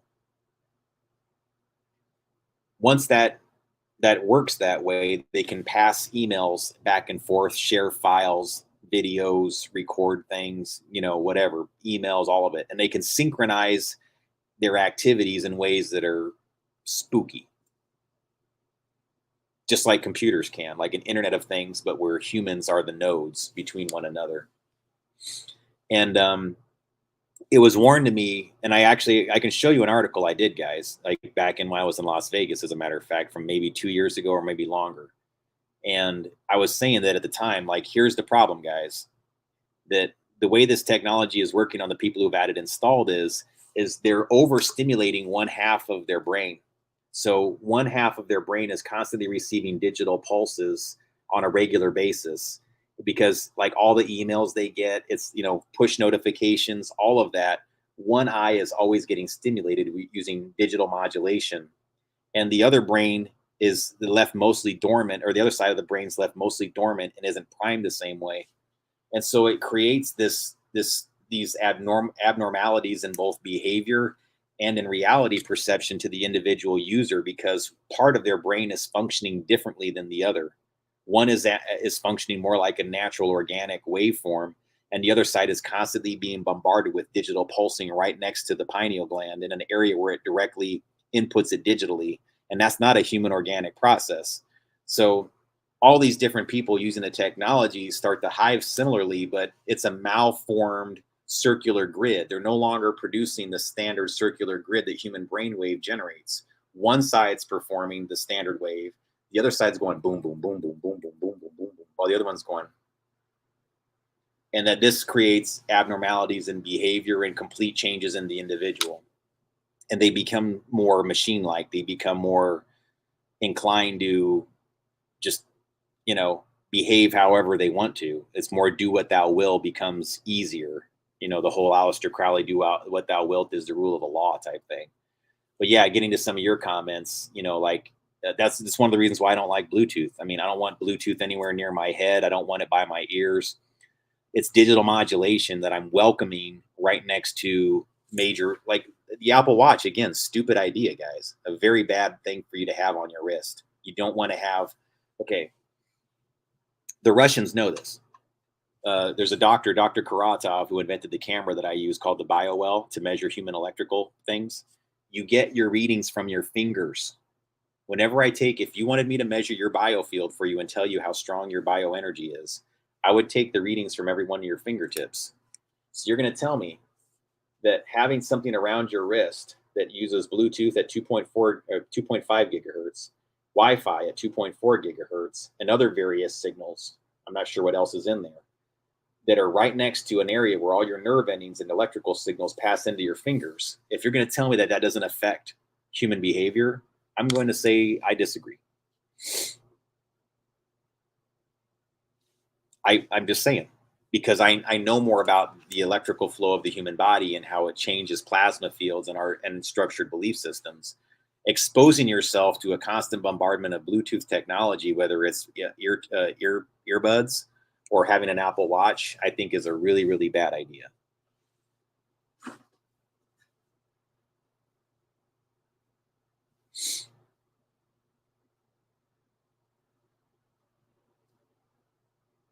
Yeah.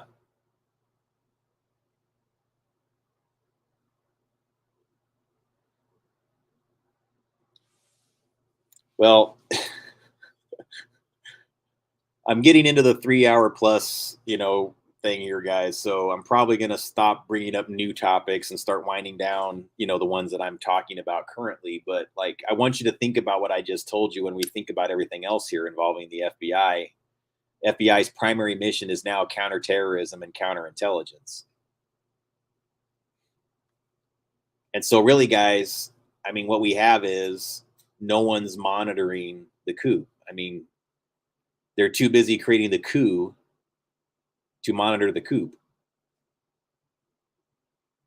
And it's being raided by the foxes and the, and the wolves.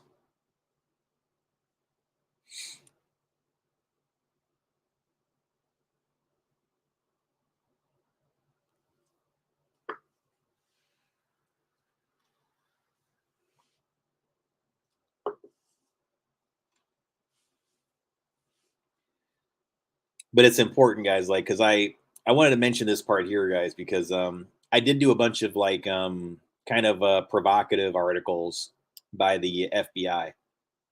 And you talk about Dadaism and absurdism. You might argue that part of what I was doing there had elements of that, right? Because there was times where I was at the FBI and I was doing my stories and I was going a little bit over the top in being nice to them. And I want you guys to know that I wasn't trying to necessarily be disingenuous. I was actually okay. Look, obviously, by when you listen to my tone in those articles, I'm not going to play them right now, but I did a whole bunch in front of the Nevada FBI Bureau. And there's times where I kind of go like, and I have to believe that not doing their jobs properly would be in contradiction to the values and beliefs of these good people here at the FBI. Okay, am I being a little bit of a wise ass? Yes. But I'm also giving the people that are genuinely trying to do their jobs inside that building some consideration and some understanding. So I'm in this kind of bizarre trying to balance between these two sets of logic.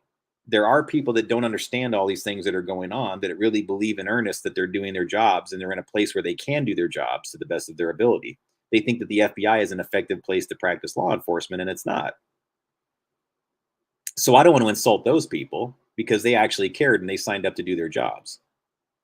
But I'm also aware there's this whole other group there that's completely trolling the rest of us and isn't doing shit about human trafficking, especially child exploitation. And I want them to know that I'm not going to be the crazy guy that sits there and goes like, "You better do something now." No, I'm going to show up. I'm going to be like, "Hey guys, I'm cool with you. How can I help?" Because I've been doing that since the beginning with them, and I tried to make sure I did that all along.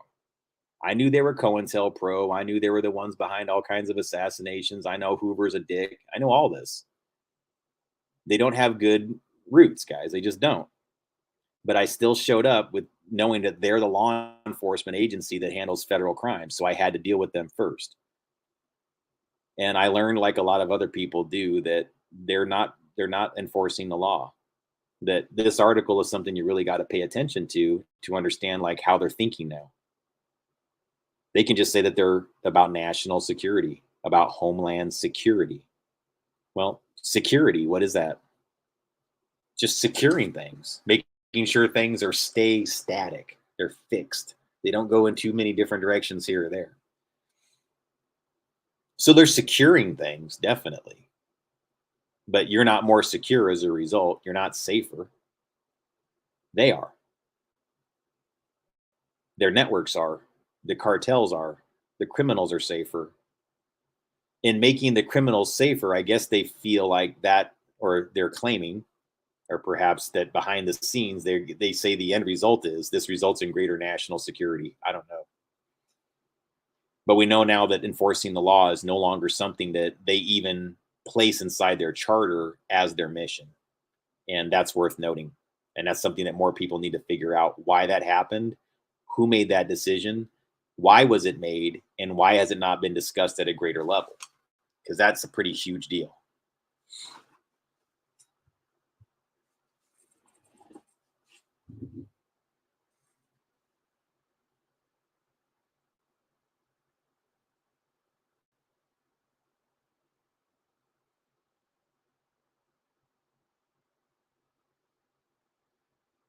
Yeah.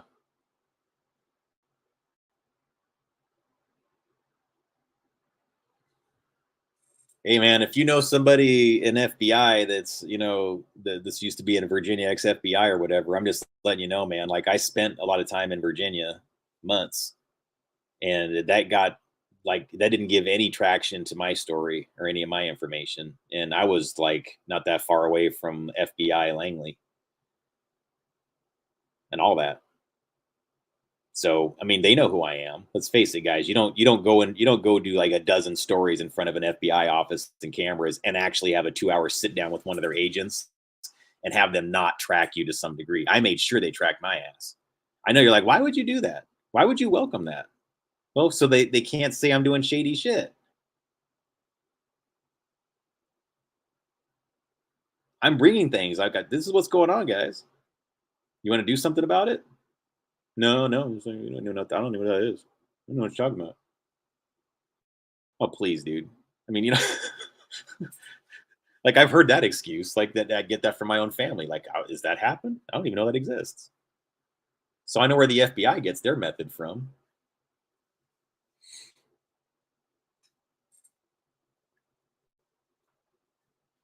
Yeah, I mean, that's a good idea. I probably should get on Rumble and other places too. So yeah. Yeah, sounds like a lot of us have a similar thing going on where we just have like family connections or we know people from this or that or whatever. And I think that like I accept on faith that a lot of you here have that, guys. I don't think that I'm the only person, that everybody else is making it up. No, I think that I do draw in people that tend to have that going on. Because again, we all reach a level where we've gone to all these other characters on YouTube and Rumble or wherever else it is, or whatever news places that we get our things from, and eventually you start learning that almost nobody's telling the truth, or even if they're trying to, they just can't. Like they don't even know what it is.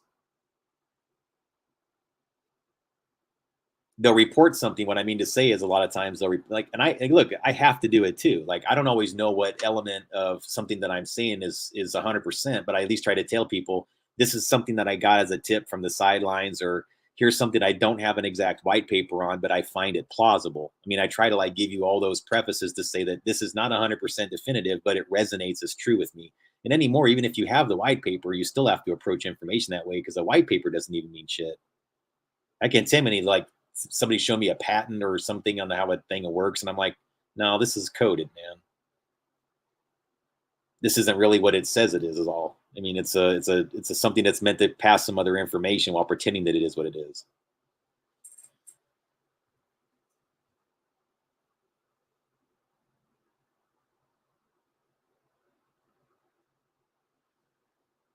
But you guys, yeah, there's a lot of good comments in here tonight. So thank you, like Isabella Live 2.0, Mission Control. I really appreciate your dialogue here. Seriously, this has been good. Thank you for the coming in and talking. And I'm sorry I haven't been able to keep up with every comment here, but sometimes I just kind of ramble and go on and everything like that. Not necessarily ramble, but I have a lot on my mind. And I was working in that seafood factory for like 6 months, and I've had a lot of these things that have just been sort of building up in the back of my mind that I've been wanting to talk about, but just didn't really have the time to before. So I'll be doing more presentations, folks. Hopefully, I got down to the core of what I was trying to, um, you know, um, in discussing this tonight and everything like that. But I'll try to have more material on what's going on now without digging too deep into like what they're trying to get us to do. You see what I'm saying? Like I want to be able to talk about these things without us playing their game for them and feeding energy to them and actually making them more influential and more powerful. So um man who brought down the White House about the FBI and how it is completely independent. Wow. Thank you for that tip, Green Queen. I'll check that out. The man who brought down the White House is about the FBI. I'll look at that. I'll find that. Or if you have a link and you want to send it to me, feel free to. I have all my information in the description section. And but yeah, guys, if anybody like I'm going to be a little bit more available than I have been the last 6 months, guys, because I'm not at that contract position anymore. And so my hope is to really get this channel going again and start going back to doing more regular material. It's just I'm a little rusty, so I'm having to get back into it is all. But I really appreciate you joining tonight and everything. I'm going to sign off here in just a little bit. And thank you again for joining and everything like that. And if you guys have if there's any opportunities or things that we can do to partner more, feel free to reach out. I'm open to a lot of different things right now. And I'd like to see what we can actually make happen. So anyways, thanks folks. Thanks for joining, and appreciate you, and have a good evening or good day or wherever you're at in the future. All right. Good night.